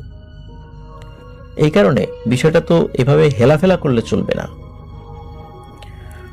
একজন সিকিউরিটি দায়িত্বে ছিলেন, তো ওই সিকিউরিটি যা বলেন তা শুনে আসলে কেউ বিশ্বাস করলো না। ওখানে সিকিউরিটি বলে প্রতিদিন রাত্রে কোনো কারণ ছাড়াই রাত 12টা থেকে 1টার দিকে হঠাৎ করেই ওই ছাদের দরজা খুলে যায়।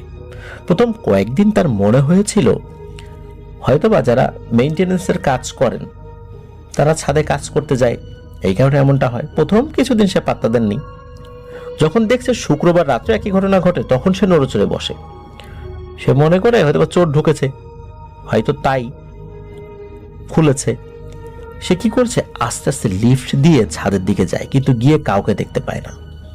পরে দরজা লাগিয়ে আবার চলে আসে। সেই দিনের মতো আর কিছু হয় না, মানে ওই দিন সকালবেলা দরজা খোলা পাওয়া যায় না। পরের দিন একই ঘটনা, আবার সে দ্রুত ছাদের দরজার কাছে যায়, কিন্তু কাউকে খুঁজে পায় না।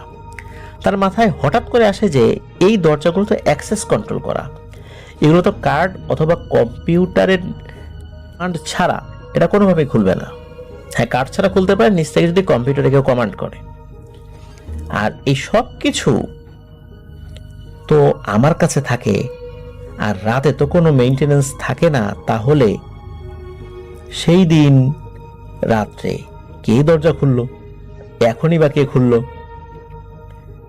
আর এখন খুলে ছাদে যাওয়ার কাজইটা কি, মানে কাজও তো নাই, ওখানে যাবে কেন? তো সেদিন রাত কোনো রকমে পার করে আর মনে মনে চিন্তা করে আজ রাতে ঠিক ওই সময়টাতে সে সিসিটিভিতে বসবে যখন প্রতিদিন এই দরজাটা খোলা হয়। সেই কথা সেই কাজ, সে রাত্রে সিসিটিভির মনিটরের সামনে ওত পেতে বসে থাকে। অনেকক্ষণ বসে থাকার পর সে দেখতে পায় অকারণে এই দরজাটা খুলে গেল। ভালো করে এদিক ওদিক ক্যামেরাটা ঘুরিয়ে কাউকে দেখতে পায় না। সে তো মনে মনে অনেক ভয় পায়। এই ঘটনা রোজ চলতে থাকে আর তার ভয় পাওয়ার তীব্রতাটাও বাড়তে থাকে। সে অনেকবার তার কোম্পানির বসকে বলে তার লোকেশন পরিবর্তন করে দিতে, কিন্তু বস কারণ জানতে চাইলে সে কারণ বলতে চায় না। আসলে এই যুগে এমন ঘটনার জন্য সে অন্য জায়গা কাজ করতে যাবে, মানে তার যেই লোকেশনে ডিউটি সেখান থেকে অন্য লোকেশনে সরে যাবে, এটা শুনতে একটা হাস্যরসের ব্যাপার হবে, তার ক্যারিয়ারের জন্য খারাপ হবে। এই কারণে সে বলতে চায়নি। কিন্তু সবকিছু শোনার পর আব্দুল আজিজ যখন সিসিটিভির ফুটেজ দেখে, সেইখানে সত্যি সত্যি আব্দুল আজিজও কাউকে দেখতে পায় না। যাই হোক, বিষয়টা তেমন পাত্তা নেই, তারা মনে করে বাতাসে এমনটা হতে পারে, কারণ অফিসটা ছিল একদম সমুদ্রের পাড়ে। একদিন আব্দুল আজিজের কাজ বেশি থাকায় তার দিন শেষে রাতেও কাজে আসতে হয়েছে। কিছু সমস্যা ছিল অ্যাক্সেস কন্ট্রোলে, তো উনি কাজ করছেন সবগুলো দরজায়, অ্যাক্সেস ঠিক আছে কিনা, কোনো সমস্যা আছে কিনা ভালোভাবে খুঁজে দেখছেন। রাত আনুমানিক 12:30টার মতো হবে, এমন একটা সময় উনি 9 তলার দরজার অ্যাক্সেস পয়েন্টে কাজ করতে গিয়েছেন। হঠাৎ করে ছাদের দরজাটা ঠাস করে কোনো আওয়াজ করে কারণ ছাড়াই খুলে গেল। তখন সে দরজা কে খুলেছে এটা দেখার জন্য সিঁড়ি ধরে উপরের দিকে যেতে থাকে। যখন উনি দরজার কাছাকাছি যান, হঠাৎ উনি দেখতে পান ছাদে কে যেন হেঁটে এ পাশ থেকে ও পাশে অনেক দ্রুত চলে গেল। দৌড়ে গেলেও এত দ্রুত যাওয়া সম্ভব হয় না। আর তার পরনও ছিল তাদের মতোই আলখেল্লা পরা, ঠিক যেমন অ্যারাবিয়ানরা যে ড্রেসটা পরে আর কি। তো উনি তাড়াতাড়ি ছাদে উঠে দেখার চেষ্টা করলেন, কিন্তু উনি যখন ছাদে গেলেন সেখানে কাউকে দেখতে পেলেন না। আব্দুল আজিজ তো খুব ভয় পান। তার মাথায় আসে না যে এইখান দিয়ে মানুষ পালিয়ে যাবে কিভাবে, এত উপর থেকে লাফ দেওয়া সম্ভব নয়, নিচেই সমুদ্র, একদম সমুদ্রের পার ঘেঁষে এই বিল্ডিংটা, অন্য কোনো রাস্তাও নেই নিচে নেমে যাওয়ার।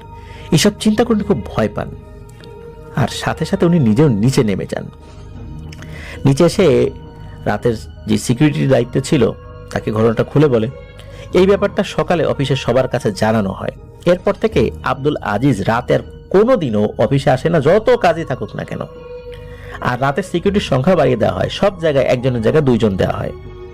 দিন পর মানে 2017 সালে কাজের সুবিধার্থে নতুন অফিস বানানো হয় আর সবাই সেইখানে চলে আসে। কিছুদিন পর সেই বন্দরের দালান ভেঙে নতুন আধুনিক ও বিশ্বমানের 2 তলা একটা ভবন তৈরি করা হয়েছে। এখন কিন্তু সেখানে খুব জনপ্রিয় বন্দর এবং বিনোদন কেন্দ্র। কেউ কি বিশ্বাস করতে চাইবে ওইখানে 10 তলা একটা ভবন ছিল, সেখানে এরকম ঘটনা ঘটতো? তো ঘটনাটি শুরু হয়েছিল 2015 সালের দিক থেকে, এরকম টুকটাক হতো, শেষ দিকে এসে বেশ প্রকট আকার ধারণ করে। তো যাই হোক, এটি ছিল ঘটনা।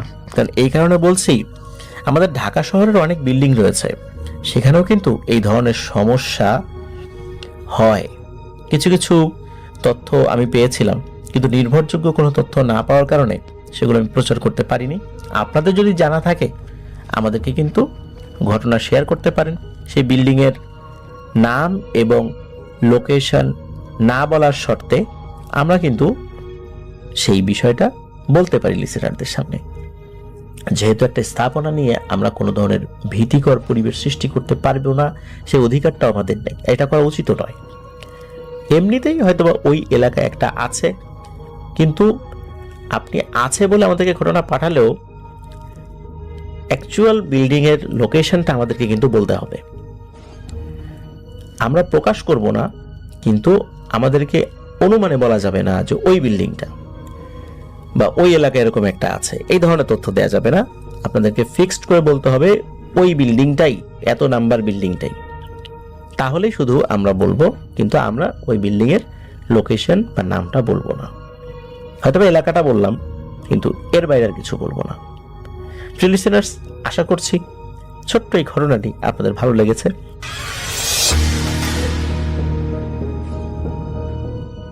হ্যালো রাসেল ভাই, আসসালামু আলাইকুম।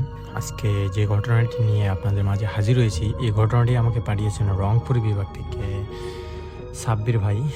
সাব্বির ভাইয়ের বাসা রংপুর বিভাগের একটা প্রত্যন্ত গ্রামে। সেই ঘটনাটি একটি মাছ ধরা কেন্দ্রিক ঘটনা। তো আমি বেশি কথা না বলে রাসেল ভাই আমি সরাসরি ঘটনায় চলে যাচ্ছি। এই ঘটনাটি ঘটে আজ থেকে প্রায় 15 বছর আগে। তো তাদের যে গ্রামটা ছিল একটা নিরিবিলি, একটা শান্তশিষ্ট একটা গ্রাম ছিল। গ্রামের পাশে একটি বিল ছিল। সেই বিলে দিনের বেলা করে সবাই গরু এবং মাঠে গরু চলাতো এবং মাছ ধরতো দিনের বেলা। রাত হলে তাদের গ্রামটা একদম নিস্তব্ধ হয়ে যেত এবং রাত্রিকালীন সময় কেউ এখানে মাছ ধরতে যাইত না। বৃদ্ধরা বলতো যে এখানে রাত্রিকালীন সময় করে কেউ মাছ ধরতে যাইও না, কারণ এক ঝড়ের রাতে একজন জেলে মাছ ধরতে গিয়ে সে ওইখানে পানিতে ডুবে মারা যায়। তো তখন থেকে কেউ এখানে মাছ ধরতে যায় না, আর এখানে অদ্ভুত ঘটনা ঘটে। সেই বিষয়গুলো শোনার পর এই সাব্বির ভাই এবং তার 3 বন্ধু ছিল, তারা যুবকরা এই কথাগুলো শোনার পর হেসে উড়ে দেয়, এগুলো কিছুই নাই। তাদের গ্রামে একদম নিস্তব্ধ রাত হলে থাকে এবং বাঁশঝাড়ের ঝিঝি পোকার ডাক শোনা যায় এবং বাঁশঝাড়ের যে একটা আওয়াজ, বাতাসের আওয়াজ, সেই বাতাসের আওয়াজ শোনা যায়। তাছাড়া এমনিতে নিস্তব্ধ থাকে তাদের গ্রামটা। সো একদিন তাদের যে বন্ধু 3 জন ছিল, তারা ভাবে যে আমরা আজকে রাত্রিকালীন সময় মাছ ধরতে যাব। এই বিষয়টা তারা বলে।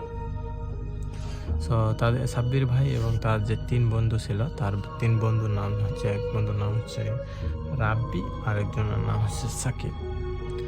সো সাকিব বলে যে মাছ ধরতে গেলে আবার ভূত ধরবে, মাছ ধরতে যাওয়া যাবে না, এরকম করে বলে। কারণ রাব্বি বলে যে মাছ ধরতে গেলে লাভ আছে রে, ভূত মাছ আমাদের অনেকগুলো মাছ ধরে দেবে, ভূতে মাছ ধরে দেবে, এভাবে বলে তারা হাসি ঠাট্টা শুরু করে দেবে, এরকম করে বলতেছে। তো সাবির ভাই বলে যে চল আজকে মাছ ধরতে যাবো। তখন রাত প্রায় 11:30 বাজে। তারা রাজি হয় যে আজকে মাছ ধরতে যাবে। তো যখন মাছ ধরতে যাওয়া রাজি হয়, তারা 3 জনে বাসার থেকে বেরিয়ে আসে। আস্তে আস্তে প্রায় 11:45 বেজে গেছে। তো একটি হেরিকেন নিয়ে আসে সাকিব, এবং রাব্বি একটি জাল নিয়ে আসে। সাকিব ভাই বাসার থেকে নৌকার বইটা এবং কিছু ভাড়া নিয়ে যায় মাছ ধরার জন্য। তো যখন তারা মাছ ধরতে যাবে, নৌকা বিলের পাশে যে দেখে যে নৌকাটা ওইখানে আছে। তো নৌকা পাইছে, পাওয়ার পর তারা নৌকাতে চড়ার পর তারা বিলের দিকে যাচ্ছে। আচ্ছা, বিলের দিকে যাচ্ছে যখন বিলের মাঝখানে চলে গেছে, যাওয়ার পর তারা জাল ফেলায়। জাল ফেলানোর পর 10 মিনিট পর অপেক্ষা করার পর তারা জাল টানা শুরু করে দেয়। 3 জনে হেরিকেন ওইখানে রেখে জাল টানতেছে। যখন জাল টানার পর দেখতে পায় যে অনেকগুলো মাছ উঠে আসছে। একদম এতগুলো মাছ দেখতে পেয়ে তারা একদম অবাক, যে এতগুলো অনেক খুশি 3 জনে যে অনেকগুলো মাছ পাইছে। রাব্বি আবার মস্কারি করে বলে যে ভূতে আবার মাছ ধরে দিল রে এতগুলো, এরকম করে বলে টিটকারি করতে যায়। তখন আবার সাকিব বলতেছে চল আবার ওই গভীরে যে জাল ফেললে আরো মনে হয় আরো বেশি মাছ পাওয়া যাবে। তারা আবার গভীরে যে জাল ফেলে, জালটাকে প্রস্তুত করে জালটাকে ফেলায়। ফেলানোর পর তারা বসে আছে নৌকার উপর। সাকিব দেখতেছে যে একটু দূরে কে জানি ভেসে আছে, পানির উপরে সাদা কাপড় পরা একটা লোক ভেসে আছে। তো যখন লোকটা ভেসে আছে এটা দেখার পর সবাইকে মানে ওদের দুইজনকে বলতেছে, তারা আবার বলে যে রাব্বি বলে ওরা মানুষ হবে হয়তো মাছ ধরতেছে। আর সাব্বির ভাই আবার কি করলো, ওই লোকটাকে ডাকতেছে যে ভাই এদিকে আসেন, ওইখানে কি করতেছেন আপনি, এরকম করে ডাকতেছে, কিন্তু লোকটা কোনোভাবে শুনতেছে না। যখন লোকটা শুনতেছে না তখন তাকে ডাক দিল না তারা। পরে রাব্বি দেখতে পাচ্ছে যে লোকটা আসতেছে তাদের দিকে, কিন্তু লোকটা পা চালাচ্ছে না এবং সে ভেসে আসতেছে মনে হচ্ছে, এরকম একটা দেখতেছে তারা। তো যখন এরকম দেখতেছে যে ভেসে আসতেছে তখন তাদের একটু ভয় লাগা শুরু করলো। আর চারিদিকে যে বাতাস ছিল, বাতাসটা অটোমেটিক বন্ধ হয়ে গেছে। আর নৌকার নিচ যখন আসতেছে, নৌকার নিচ থেকে একটা ধাক্কা লাগলো। তখন তারা সাকিব বলে যে বড় মাছ মনে হয় আঘাত করলো। তো আঘাত করার পরে আবার ধাক্কা দিছে নৌকাটা, এবার পুরো নৌকাটা ঝাঁকনি দিল। তো সাবির ভাই বলতেছে এখানে তো কিছু অদ্ভুত হতে যাচ্ছে রে, কিছু হয়তো ভৌতিক। তারা একটু ভয় পাচ্ছে। তো তারা আবার জাল তো ফেলাই আছে এখন পর্যন্ত, তারা এদিক সেদিক দেখতেছে। তখন যখন ওই লোকটা পাশে আসছে তখন আশপাশে কিরকম জানি কুয়াশা একদম ভরে গেল, মানে 2-3 হাত দূরেও কিছু দেখা যাচ্ছে না, এরকম একটা অবস্থা, কুয়াশায় ভরে গেছে। তো তখন তারা সাব্বির ভাই বলে যে জালটা দ্রুত তুল, আমরা চলে যাবো এখান থেকে। তো তারা জাল টানতেছে কিন্তু জাল উঠতেছে না, মানে একজন কোনোভাবে জালটাকে তুলতে পারতেছে না। তো 3 জনে আবার জালটাকে জোরে জোরে টানার পর জালটাকে তুলতে পাওয়ার পর তারা দেখতে পায় যে এবার মাছের বদল এবার মাছ তো নাই জালে, এবং একটি মানুষের হাত উঠে আসে। এই কঙ্কালের হাতটা উঠে আসার কারণে তারা দেখতে পায় যে প্রচণ্ড পরিমাণে ভয় পায় সাকিব ভয় পেয়ে জালটা ছেড়ে দেয়। তো যখন জালটা ছেড়ে দেয় এই হাতটা আবার পানিতে পড়ে যায়। পানিতে পড়ার পর সাব্বির ভাই বলে যে দ্রুত নৌকা ঘোরা, এবং একটা জালের মধ্যে অনেকগুলো কীরকম জানি মাছের মতো উঠছে। তো তারা জালটাকে ঝেড়ে ফেলে দিল। দেওয়ার পর সাকিব আবার বইটা নিয়ে নৌকাটা ঘোরাচ্ছে।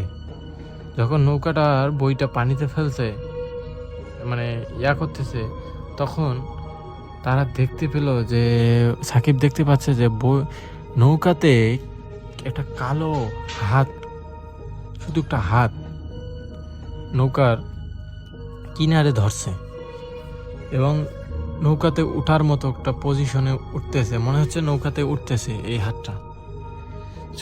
কিছুক্ষণের মধ্যে তারা দেখতে পেল যে মানে পুরো নৌকার সাইডে এরকম করে হাত উঠা শুরু করলো। তখন তারা তো প্রচণ্ড পরিমাণে ভয় পাচ্ছে। মানে এতগুলো হাত দেখার পর একটা স্বাভাবিক মানুষ তারা অবশ্যই ভয় পাবে। তখন সাকিব বলল যে দেখ, এখন ভূত যেন মাছ ধরে দেয়, যে ভূত চলে আসছে, এখন কি করবি? তারা আবার তখনই কিছু কান্নার আওয়াজ শুনতে পাচ্ছে এবং কিছু মানুষের ডাক শুনতে পাচ্ছে সাথে সাথে, যে আমাকে বাঁচাও। কেউ বলতেছে যে জালটা নিয়ে যা, মানে বিভিন্ন জন বিভিন্ন ধরনের এরকম করে ডাকাডাকি শুরু করে দিচ্ছে। কেউ হাসতেছে, মানে কীরকম একটা অবস্থা শুরু হয়ে গেল। তো তখন তারা ভয় পাচ্ছে এতটা পরিমাণের, যা বলার বাইরে। এদিক মধ্যে এই নৌকার নিচ থেকে আবার কান্নার আওয়াজ ভেসে আসতেছে। এতগুলো কালো হাত দেখার পর সাকিবের মানে কোনোভাবে ভয়, তার অবস্থা খারাপ। এদিক মধ্যে সাব্বির ভাই সূরা পড়া শুরু করে, কোরআন তেলাওয়াতে সূরা পড়া শুরু করে। পড়ার পর যখন কোরআন তেলাওয়াত করা শুরু করে তখন 1 মিনিটের মধ্যে হাতগুলো অদৃশ্য হয়ে যায় এবং সাকিব ভাইকে বলে যে তাড়াতাড়ি নৌকাটা ঘোরা, আমরা চলে যাবো, এখানে বেশিক্ষণ থাকা যাবে না। তো যখন নৌকা ঘোরাচ্ছে তখন সাকিব ভাই বলে যে রাব্বি কই গেল। তো যখন রাব্বি ওখানে নাই, এটা দেখার পর তাদের গা একদম শিঙড়ে ওঠা শুরু করলো যে রাব্বি কোথায় গেল। সাকিব দেখতে পাচ্ছে যে রাব্বির বেশে একটা সাদা কাপড় পরে সে পানির উপরে দাঁড়িয়ে আছে ভাসন্ত অবস্থায়। তো যখন দাঁড়িয়ে আছে সে বলতেছে যে রাব্বি বলতেছে যে জাল কখনো ফেলিস না, এরকম করে বলতেছে। মানে এরকম করে বলার সাথে সাথে সাব্বির প্রচণ্ড পরিমাণে ভয় পায়। সাকিবকে বলে তুই নৌকা ঘোরা। মানে দুজনে নৌকা ঘোরার পর তারা নৌকাটাকে প্রচণ্ড গতিতে কিনারে ফেরার পর তারা বাসায় চলে যায়। যাওয়ার পর পরের দিন তারা গ্রামবাসীকে সবাইকে বলে যে বিষয়গুলো, যে আমরা মাছ ধরার সময় এরকম এবং রাব্বিকে আমরা খুঁজে পাইনি। তো তারা সবাই মিলে, গ্রামবাসী মিলে সবাই যায় নদীর মানে কিনারে যায়, বিলের কিনারে। যাওয়ার পর দেখতে পায় যে সাকিবের মানে রাব্বির কোথাও লাশটা ভেসে ওঠে নাই এবং শুধু রাব্বির জামা কাপড় পাওয়া গেল এবং হেরিকেনের ভাঙ্গা অংশটা ভেসে আছে পানিতে। এটা দেখার পর সাকিব আর সাব্বির ভাই একদম কান্নায় ভেঙে পড়ল এবং মুরব্বীরা বলল যে তোদেরকে আমরা বলছি যে এখানে রাত্রিকালীন সময় মাছ ধরতে যাস না, তারপরেও তোরা নিজেরাই এতটা জোর করে গেছিস, তো এখন বোঝ, এরকম করে বলে। তো তারা প্রচণ্ড পরিমাণে ভয় পায় এবং সাব্বির ভাই ওইখানে আর কখনো বিলের ধারে আর যায় নাই। আর মাছ ধরতে দিনের বেলাও কি রাত্রিকালীন সময়ও কি কখনো যায় নাই, এখন পর্যন্ত যায় না। আর সাকিব ভাই ওই গ্রাম ছেড়েই একদম যায়, তারা এই গ্রাম ছেড়ে একদম ঢাকায় চলে যায়। পরবর্তীতে আর সে গ্রামে আসে নাই, আর রাব্বিকেও কখনো খুঁজে পাওয়া যায় নাই। এরপরে থেকে মুরব্বীরা সবাইকে বলে যে রাত্রিকালীন সময় এবং আমাবস্যার রাতে কেউ যদি ওখানে মাছ ধরতে যায়, প্রথমবার জাল ফেললে অনেকগুলো মাছ পাওয়া যায়, কিন্তু পরের বার জাল ফেললে আর সে বেঁচে ফিরতে পারে না এবং সে মাছ ধরতে গেলেই ওখানে থেকে বেঁচে ফিরতে পারবে না, এরকম করে বলার পর সবাই তো একদম ভয়ে অবস্থা খারাপ হয়ে যায়। তখন থেকে কেউ ওই বিলে আর মাছ ধরতে যায় না। সো বিলটার নাম আমাকে বলতে মানা করছে, বিদায় আমি বলতে পারতেছি না সঙ্গত কারণে। আর এই ঘটনাটি থেকে কিছু শিকার ছিল যে মুরব্বীরা যদি কিছু বলে সেই কথাগুলো শোনা এবং গুরুত্ব দেওয়াটা উচিত, কারণ কেউ কখনো এরকম করে জোর খাটিয়ে কখনো এরকম বিষয়গুলোতে নাক গলানো উচিত না, আমার যদ্দূর মনে বলে যেটা। সো এটাই ছিল ঘটনা। যদি ভালো লাগে অবশ্যই কমেন্ট সেকশনে জানাতে ভুলবেন না লিসেনাররা। আল্লাহ হাফেজ, আবার দেখা হবে নতুন ঘটনায়।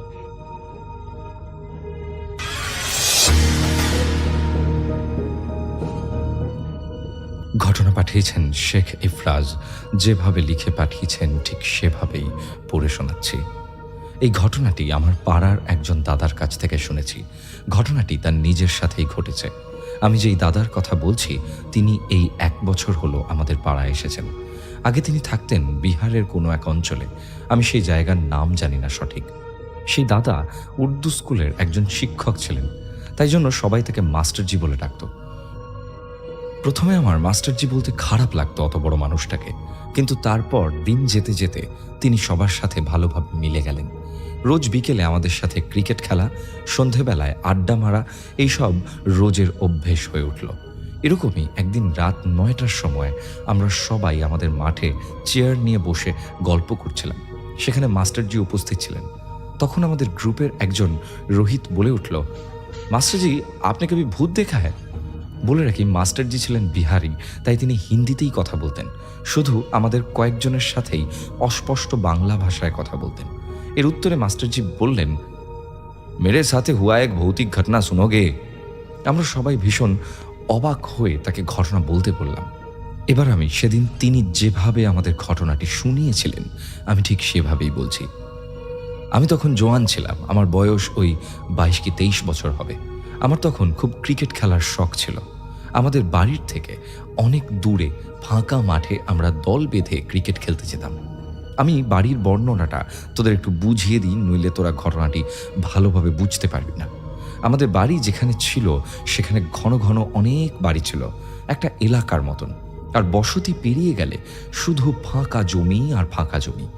তারপর অনেকটা ফাঁকা মাঠ যেখানে আমরা সন্ধেবেলায় ক্রিকেট খেলতাম। আর সেই ফাঁকা মাঠের চেয়ে একটু এগিয়ে গেলে একটি ছোট জঙ্গল ছিল। আর সেই জঙ্গল কোনো সাধারণ জঙ্গল না, এই জঙ্গলটা নাকি ভুতুড়ে জঙ্গল।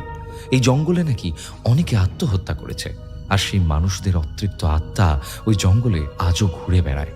তাই জন্য মানুষ দিনের বেলায়ও ওই জঙ্গলের আশেপাশে ভুল করেও যায় না। আর কিছু মানুষ এই জঙ্গলের আশেপাশে যাতায়াত করার সময় নিখোঁজ হয়ে গেছে। সবার মনে এই জঙ্গলটা নিয়ে একটা আতঙ্ক রয়েই গেছে। আর একটা কথা না বললেই নয়, এই জঙ্গলের মধ্যেখানে একটি বিশাল কুয়ো আছে। আর এই কুয়ো থেকে নাকি রাতের বেলায় কান্নার শব্দ শোনা যায়। এছাড়াও এই কুয়োর মধ্য থেকে নাকি অনেক কঙ্কাল উদ্ধার করা হয়েছে। আর এই কঙ্কাল উদ্ধারের পরে কুয়োটিকে পুলিশ সিল করে দেয়। যাই হোক, এবার মূল কথায় আসি। এরমই একদিন ক্রিকেট খেলতে গেছিলাম, আর সেই দিন একটু বেশিক্ষণ ধরেই আমরা খেলছিলাম, কারণ পরের দিন সকালে আমার কলকাতার বাইরে যাবার কথা ছিল। শেষ দিন খেলা, তাই জন্য আমি অনেকক্ষণ ধরে খেলছিলাম। খেলতে খেলতে প্রায় 7টা সাড়ে 7টা বেজে যায়। খেলার পর বাড়ি ফেরার সময় আমার মাথায় একটা বদবুদ্ধি আসে। আমি ভাবলাম যে একবার জঙ্গলের ভিতর ওই কুয়োটার কাছ থেকে ঘুরে আসলে কেমন হয়। খেয়ালটা মাথায় আসতে আমি সবাইকে বললাম সেখানে যাবার কথা। সবাই প্রায় রাজি হয়ে গেল, শুধু গ্রুপের কয়েকজন ওই 15-16 বছরের ছেলেরা একটু ভয় পাচ্ছিল যেতে। কিন্তু 17-18 জন একসাথে থাকায় তারা আর বেশি কিছু বলল না। তো কথা মতো সবাই হাঁটা দিলাম জঙ্গলের ভিতরে। জঙ্গলে ঢুকতেই আমাদের সকলের গাটা কিরকম একটু ভারী হতে লাগলো। আমার নিজের গাটাই বেশ ভারী বলে মনে হচ্ছিল, কিন্তু যদি কাউকে বলি তাহলে তারা ভয় পাবে, তাই আর বললাম না। একটু পরে আমাদের দলেরই একজন বলল, ভাই এখানে আর বেশিক্ষণ থাকা ঠিক হবে না, আমার গাটা ভারী হয়ে আসছে, হাত পা যেন অসাড় হয়ে যাবে। সবাই তখন বলল, আমাদেরও গা ভারী হয়ে গেছে। আমি তাদের বললাম, ধুর, অত ভয় পাস কেন, চল তো আগে, যা হবে দেখা যাবে। তারাও আর বেশি কিছু বলল না। হাঁটতে হাঁটতে কিছুক্ষণ পর হঠাৎ খুব জোরে গাছ ভাঙার শব্দ হতে লাগলো। মনে হচ্ছে কোনো হাতি এসে গাছগুলোকে ভেঙে দিচ্ছে। আর গাছগুলো বেশ বড় বড়। হঠাৎ একটা বিশাল গাছের ডাল আমাদের সামনে এসে পড়লো ধরার শব্দ করে। আমরা সবাই চমকে উঠলাম, কিন্তু ভাগ্যবশত আমাদের কারুর কোনো ক্ষতি হয়নি। আমরা আবার হাঁটতে লাগলাম সামনের দিকে। তারপর আমরা শুনতে পাই অনেক কারুর দৌড়ানোর শব্দ। মনে হচ্ছে অনেক কেউ যেন দৌড়ে এপার থেকে ওপার চলে যাচ্ছে। আমরা রীতিমতো কাঁপছি ভয়ে, কেউ কাউকে কিছু বলার মতন অবস্থায় নেই। আর কিছুটা চলার পর আমরা সেই কুয়োটার সামনে পৌঁছে যাই। কুয়োর সামনে পৌঁছে আমরা দেখি কুয়োর অপর প্রান্তে একজন নারী পিছন দিক ফিরে দাঁড়িয়ে আছে। আমরা তখন বেশ ভয় পেয়ে যাই। আমরা ভেবেই নিয়েছিলাম যে এটা কোনো অশরীরী। তারপর আমি সাহস করে তাকে আওয়াজ লাগাই, এই যে শুনুন, আপনি এত রাতে এখানে কি করছেন? আপনি জানেন না এখানে ভূতের উপদ্রব আছে? সে কোনো জবাব দেয় না। আমি আবার তার উদ্দেশ্যে বলি, কি হলো, কিছু বলুন। তখন সেই মহিলা হঠাৎ পিছনে ফিরে আমার দিকে তাকান। এতক্ষণ আমরা যাকে অশরীরী ভাবছিলাম সে আসলে আমার পাশের বাড়ির বৌদি। আমি তো অবাক হয়ে গেলাম। আমি তাকে জিজ্ঞাসা করলাম, ভাবি আপনি এখানে কি করছেন এত রাতে, তাও আবার একলা? ভাবি জবাব দেয়, এমনি এসেছিলাম। আমরা শুনে অবাক হয়ে যাই, কিন্তু এখনো অনেক কিছু বাকি ছিল দেখার। হঠাৎ সেই মহিলা আমাদের সকলের চোখের সামনে থেকে অদৃশ্য হয়ে যায়। আমাদের গায়ের রক্ত তখন হিম হয়ে যায়। আমরা তখন প্রাণপণে ছুটে পালাই, যে যেখানে পারি সেখানেই ছুটতে শুরু করি আর মনে মনে আয়াতুল কুরসি পড়তে থাকি। প্রায় 40-45 মিনিট দৌড়তে দৌড়তে আমরা পাড়ায় এসে পৌঁছই এবং যে যার বাড়ি ঢুকে যাই। বাড়ি ঢুকে আমার মা বাবাকে আর এই বিষয়ে কিছু জানাই না, গিয়ে চুপচাপ না খেয়েই শুয়ে পড়ি। তখন গরমকাল ছিল, তাই আমি ছাদেই শুতাম রাতে। ছাদে গিয়ে শুয়ে শুয়ে ফোনটা চালাতেই আমার মাথায় যেন আকাশ ভেঙে পড়ল। আমি দেখি এখন নাকি 11:30 বাজে। আমি তো পুরো আকাশ থেকে পড়ছি। আমরা খেলে জঙ্গলে ঢুকলাম 7:30টায়, আর জঙ্গলে কাটানো পুরো সময় ও বাড়ি অবধি আসার সময় মিলিয়ে এখন তো রাত 9টা 9:30 বাজার কথা। আমি কোনোভাবেই এই সময়ের হিসেব মেলাতে পারলাম না। যাই হোক, আমি শুয়ে শুয়ে আমার এক বন্ধুকে কল করলাম। তার সঙ্গে কথা বলতে বলতে বেশ কিছুক্ষণ পর আমার চোখটা লেগে এসেছিল। আমি যে কখন ঘুমিয়ে পড়ি আমি নিজেও জানি না।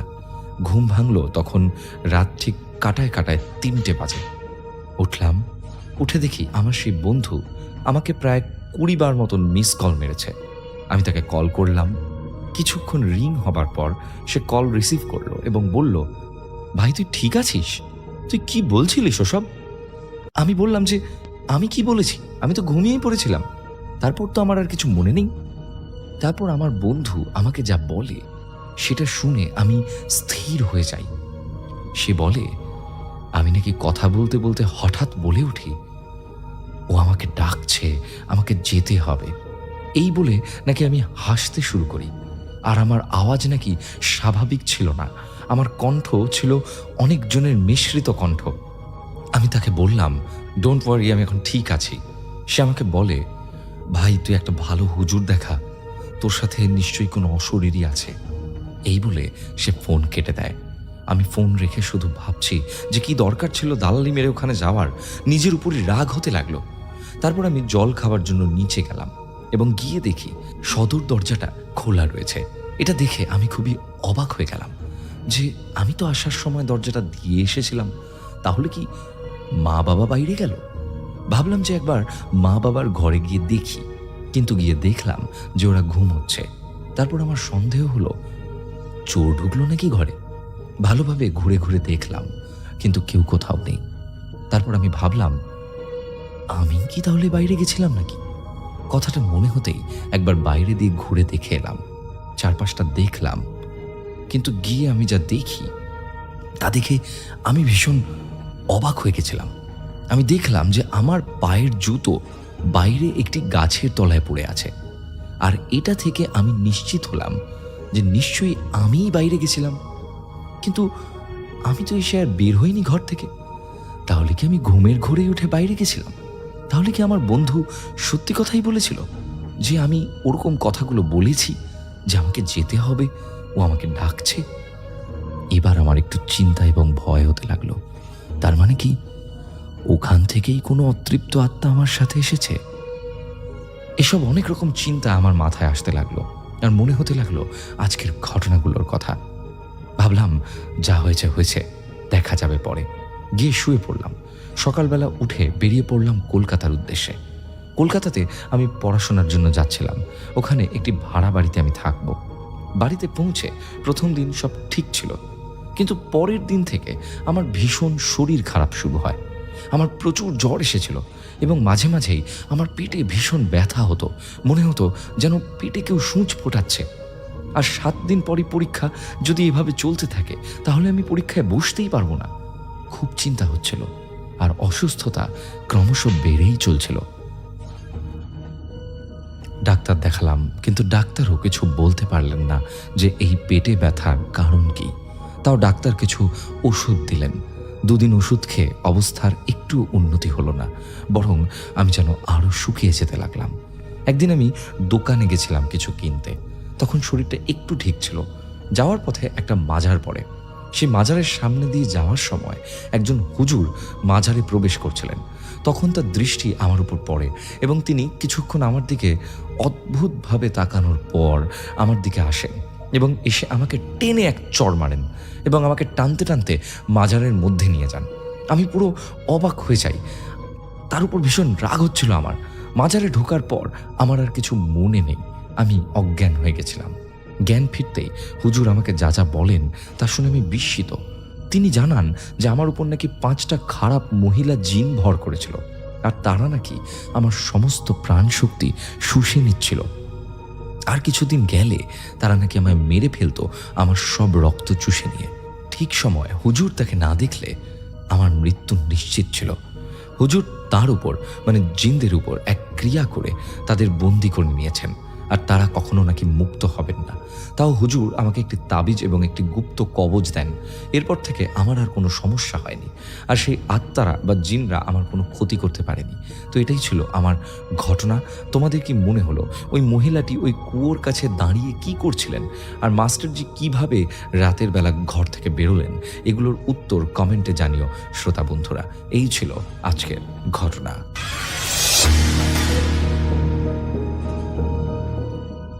আসসালামু আলাইকুম লিসনার্স, আশা করছি আপনারা সবাই ভালো আছেন এবং এই প্যান্ডেমিক সিচুয়েশনে সাবধানে আছেন।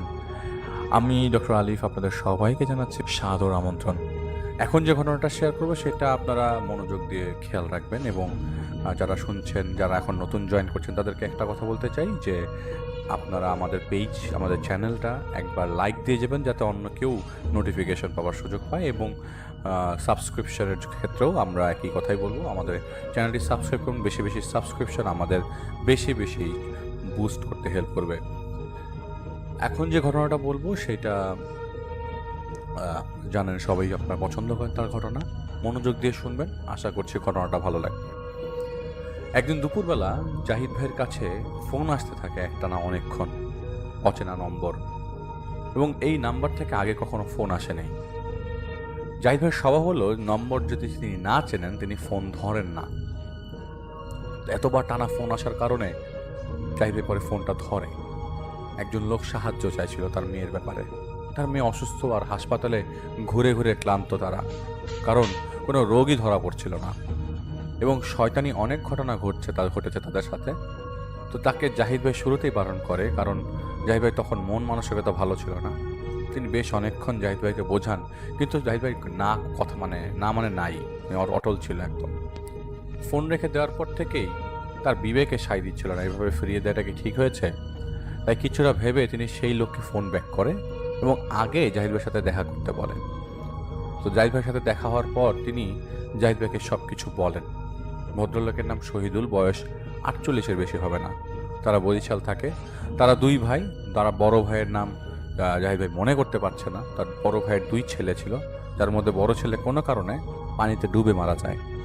আর শহীদুল সাহেবের 1 মেয়ে ও 1 ছেলে ছিল। মেয়েটার নাম রুবি। সে ডাক্তারি পড়াশোনা করত। একদিন সন্ধ্যার পর সে বাড়ি ফিরছিল।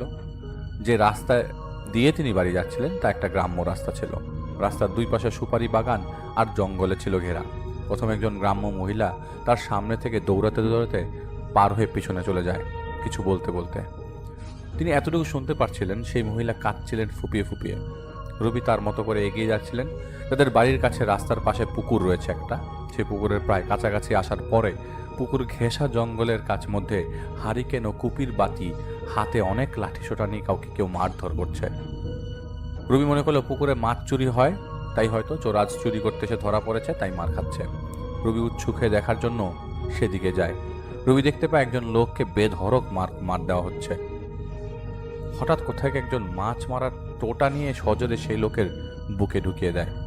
এটা দেখে রুবি ভয় পেয়ে চিৎকার দেয়, কিন্তু রুবি খেয়াল করলো ওর গলা দিয়ে কোনো শব্দ আসছে না। ঠিক তখন রুবি দেখলো সেই লোকগুলো তার দিকে তাকিয়েছে, যারা একজন লোককে মারধর করছিল। আর সেই লোকটাও তাকিয়েছিল যাকে মারধর করার এক পর্যায়ে বুক টোটা ঢুকিয়ে দেওয়া হয়েছিল। রুবি পালাতে চেষ্টা করতে যে পুকুরের সামনে যে পড়ে যায়। একটা লোক রুবিকে টেনে তুলে দাঁড় করায় কোমর ডোবানো পানির মধ্যে। সেই লোকটি তাকে বোবাদের মতো করে বোঝাতে লাগলো তার বুকে খুব ব্যথা আর খুব মারছে তাকে এই লোকগুলো। কিন্তু রুবি কিছুই বুঝতে পারছিল না, আতঙ্কিত হয়েছিল, চিৎকার সে দিতে পারছিল না। রুবি অনুভব করলো পানির ভেতরে একটা চুলের মতো কিছু তার পা বেয়ে বেয়ে উপরে উঠছে। মেয়েটা আপ্রাণ চেষ্টা করছিল পুকুর থেকে উঠে যেতে, কিন্তু মূর্তিই হয়ে রইল, নড়াচড়া করতে পারছে না। ধীরে ধীরে রুবির পা বেয়ে উঠতে থাকা চুলগুলো ধীরে ধীরে পানির উপরে উঠে এলো এবং রুবির গলা টিপে ধরে চাপ দিতে শুরু করলো। খালি জ্ঞান হারাবার আগে একটা জিনিস মনে ছিল, একটা মাথা পানিতে ডুবন্ত অবস্থায় রুবির দিকে তাকিয়ে হাসছিল। এদিকে রুবির আসতে দেরি হওয়ায় রুবির বাবা রুবিকে খুঁজতে যেয়ে পুকুরের পাড়ে বেহুশ অবস্থায় দাঁড়িয়ে থাকতে দেখেন। তিনি দেখেন রুবি ফুপিয়ে ফুপিয়ে কাঁদছে। কোনোভাবে মেয়েটাকে বাসায় আনা হয় তখন। গ্রামের লোক তারা তাই তারা বুঝে নিয়েছিলেন রুবি ভয় পেয়েছে। রাতেই মসজিদের ইমাম এসে রুবিকে ঝাড়ফুঁক করে দিয়ে যান। ভয়ে কাঁপতে কাঁপতে সেই রাতে রুবি ঘুমিয়ে যায়। সকালে রুবি তার মা বাবাকে খুলে বলে পুকুর পাড়ে সে কি দেখেছিল, আর সকাল থেকেই রুবির বুকে চিনচিন ব্যথা করছিল। ইমাম পুনরায় বাসায় এলে রুবি তাকে খুলে বলে সে কি দেখেছিল। সব শুনে ইমাম একটা তাবিজ দিয়ে দিল আর বলে দিল রাতে যেন রুবি একা না বের হয়। সেই রাতে রুবির মার ঘুম ভেঙে যায় কান্নার শব্দ শুনে। ফুপিয়ে কাঁদছিল একজন বৃদ্ধ মহিলা তার পায়ের সামনে বসে। সেই মহিলা ঘাড় ঘুরিয়ে তাকায় রুবির মায়ের দিকে। তিলে তিলে সমানভাবে যন্ত্রণা পাবে তোমাদের নাপাক রক্তের বংশধরেরা, এটা বলেই সেই মহিলা দাঁড়িয়ে যায় এবং তার হাতে একজন পূর্ণবয়স্ক ছেলের লাশ নিয়ে দাঁড়িয়ে যান। তা দেখে রুবির মা চিৎকার করতে শুরু করেন, কিন্তু তিনি বুঝতে পেলেন তার গলা দিয়ে শব্দ আসছে না। তিনি দেখলেন সেইভাবে দুই হাতে লাশটা নিয়ে সেই মহিলা হেঁটে বের হয়ে গেল তাদের ঘর থেকে। রুবির মা ভয় পেয়েছিলেন প্রচণ্ডভাবে, আর তিনি রুবির বাবাকে ডেকে তোলেন। সেই সময় তার মনে হলো তার মেয়ে হয়তো বিপদে আছে, তাই তিনি ছুটে যান রুবির ঘরের দিকে। আর তিনি আলো জ্বালিয়ে দেখতে পান রুবি ঘুমন্ত অবস্থায় ছটফট করছে, আর ওর ডান হাতের বাহুর দিকে কাপড় ছেঁড়া, সেখান থেকে রক্ত বের হচ্ছে। রুবির বাবা এসে রুবিকে জাগিয়ে তোলেন। জেগে উঠলে রুবি ওর মাকে জড়িয়ে কাঁদতে শুরু করে।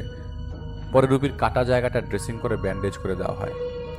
তো সকালে শহীদুল সাহেব তার বড় ভাইকে গেল 2 দিনের ঘটনা খুলে বলেন, মানে পুরো ঘটনাটাই খুলে বলেন। তার বড় ভাইয়ের পরামর্শে একজন কবিরাজকে ডেকে আনা হয়।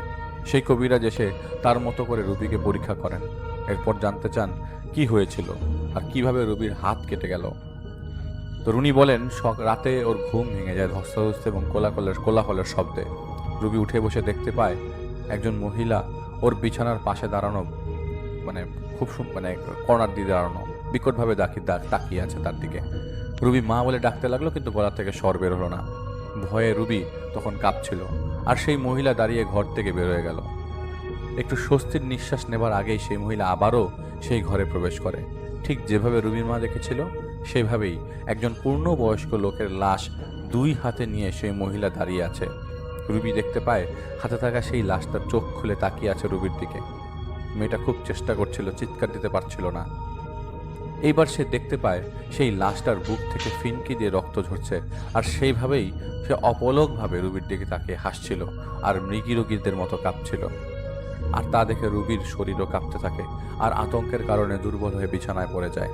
ওর মনে ছিল সেই মহিলা ওর কাছে এসে ওর হাতে কিছু দিয়ে আঁচড় দেয় এবং বলে এইভাবে তোর নাপাক রক্তগুলো বের করে ফেলে দেব। তারপর বলে সেই মহিলা বড় বড় হিংস্র দাঁত বের করে চিৎকার দিয়ে বলতে লাগলো তোর কলিজাটা ছেড়ে ফেলবো, বলেই ওর গলাটা টিপ দিয়ে ধরে। আর কিছু মনে ছিল না ওর। এরপর সব শুনে সেই কবিরাজ বলেন সন্ধ্যার সময় তিনি তার মা, একজন জিনকে ডেকে আনবেন, যাকে তিনি মা ডাকেন। তার মাধ্যমে জানা যাবে কে এমন ভয় দেখাচ্ছে মেয়েটাকে। সেই বয়স্ক জিন সন্ধ্যার পর সরাসরি সেই কবিরাজের উপর ভর করেন। ভর হওয়ার পর সেই কবিরাজ কাত হয়ে পড়ে যান এবং চিকন পাতলা কণ্ঠে বলতে লাগলেন, এ কোথায় আমায় আনলি বেটা, আমি শক্তি হারাচ্ছি, আমি দুর্বল হয়ে যাচ্ছি। বলেই সে জিন আর্তনাদ করছিল। এত কিছুর মধ্যে কবিরাজের শিখানো পন্থায় তাকে জিজ্ঞেস করা হয়, আমার মেয়েটাকে দেখেন, কি সমস্যা একটু বলেন।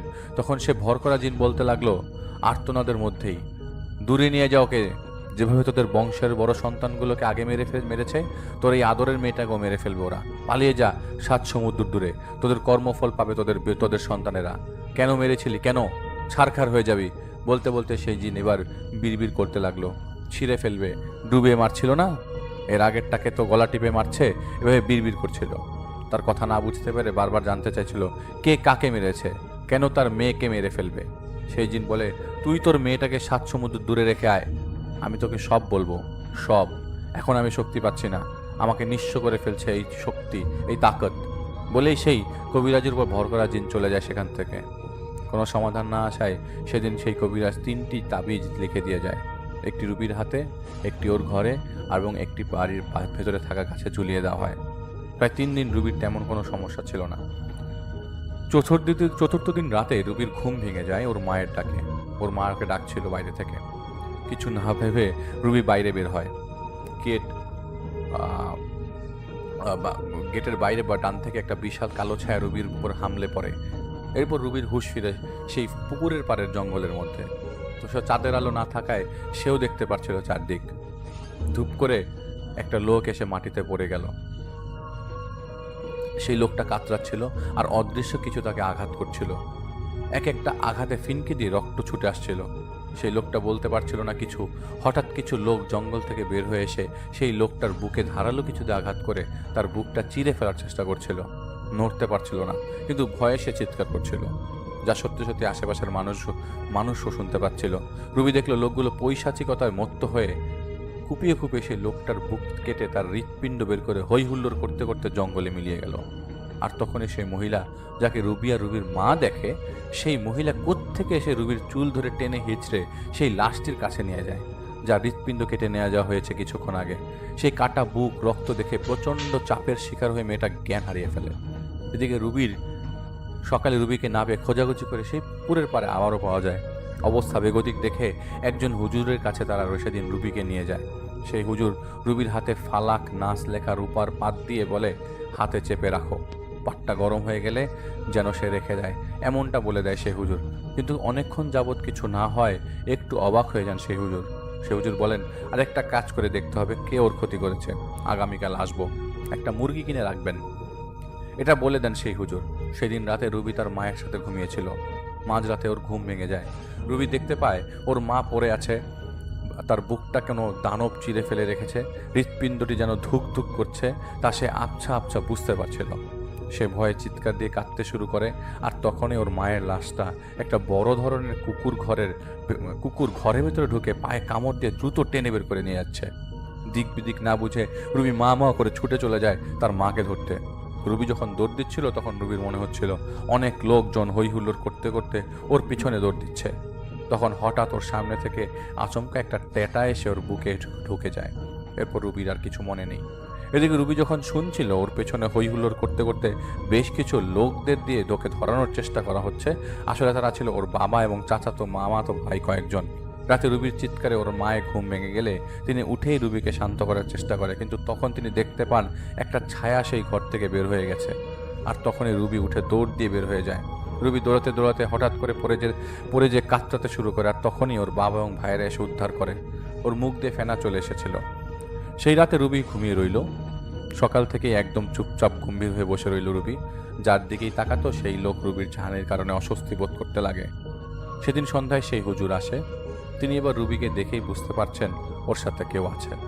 রুবির সামনে তিনি একটা মোরগ ছেড়ে দেন এবং কিছু দোয়া পড়তে শুরু করেন, কিন্তু কিছুই হলো না। হুজুর মনে করেছিলেন যে বদজিন হলে মোরগটা মরে যেত, তাই এবার তিনি আহ্বান করতে শুরু করেন তাকে, যে রুবিকে নিজের আয়ত্তে রেখেছে। এতেও যখন কাজ হয়নি তখন সেই হুজুর বেশ কিছু সুতো বেঁধে দেন রুবির হাতে এবং কিছু পানি পড়া দিয়ে দেন আর কি। হুজুরের পর রুবির একটা কাপড়ে কিছু দোয়া পরে ফু দিয়ে মাটিতে রেখে দেন। এরপর একটা বেত হাতে নিয়ে যখন আঘাত করতে যাবেন সেই কাপড়ে ঠিক তখনই বিকট শব্দ হয়ে ধূপ করে অদৃশ্য কিছু সেই হুজুর এবং রুবির মাঝামাঝি জায়গায় এসে পড়ে। রুবি হঠাৎ দাঁড়িয়ে যায় এবং ঘাড় ঘুরিয়ে তাকায় হুজুরের দিকে। সেই হুজুরের গলা অদৃশ্য কিছু চেপে ধরে উপরে তুলে নিচে ফেলে দেয়। এরপর সবার সামনেই সে নিজের ডান হাত দিয়ে নিজের বুকে আঘাত করে খুবলানো শুরু করে। তা দেখে ওর ভাইয়েরা ওকে ধরে ফেলে। এদিকে সেই হুজুরটা কিছুটা আঘাত পেলেও সূরা ইয়াসিন পড়া শুরু করে দেন এবং রুবির কানে আজান দিতে থাকেন তার ভাইয়েরা। এক সময় নেতিয়ে পড়ে রুবি, কিন্তু সেই অদৃশ্য শক্তি ওকে ছেড়ে দেয়নি। সেদিন সেই হুজুর যাওয়ার সময় বলে যান মেয়েকে বড় কোনো আলেমকে দেখাতে, যে আছে আপনার মেয়ের সাথে সে খুব পাওয়ারফুল, তার পক্ষে সম্ভব না রুবিকে ঠিক করা। তো সেদিন থেকে রুবি পুরোপুরি অদৃশ্য শক্তির কাবুতে ছিল। বিভিন্ন হুজুর কবিরাজ এসে দেখছিল, কিন্তু ফল আসছিল না। একদিন রাতে রুবি স্বপ্নে দেখলো একটা জঙ্গলের সামনেও দাঁড়িয়ে আছে, আর জঙ্গলের ভেতর থেকে কেউ একজন এগিয়ে আসছে রুবির দিকে। এটা দেখে ওর ঘুম ভেঙে যায়। আরও দেখতে পায় সেই জঙ্গলের সামনে বাস্তবেই রুবি দাঁড়িয়ে আছে। রুবি দেখলো ওর চোখের সামনে একটা লোক পড়ে আছে, যার বুকটা খুবলে খুবলে কুকুর কামড়াচ্ছে। লোকটা বেঁচে ছিল তখনও। আর তখনই রুবির বুকে তীব্র যন্ত্রণা শুরু হয়, রক্ত বমি করতে লাগে মেয়েটা। এরপর আর ওর কিছু মনে ছিল না। 3 দিন পর ওর জ্ঞান ফেরে হাসপাতালে। এদিকে নিজের আদরের মেয়ের এমন অবস্থা দেখে ভেঙে পড়ছিলেন শহীদুল সাহেব। দেশের খ্যাতনামা একজন আলেমের সাথে দেখা করতে চাইলে সেই আলেম তাকে 3 দিন পর আসতে বলেন। সেদিন শহীদুল সাহেব বাড়ি ফিরেন একা, রাত 11টা। মনে তার খুব বিষণ্ণ ছিল। তিনি সেই পুকুর পাড়ে আসার একটু আগেই দেখলেন রুবি আব্বা আব্বা বলতে বলতে দৌড় দিয়ে তার সামনের দিক দিয়ে এসে জঙ্গলে থেকে ঢুকে যায়।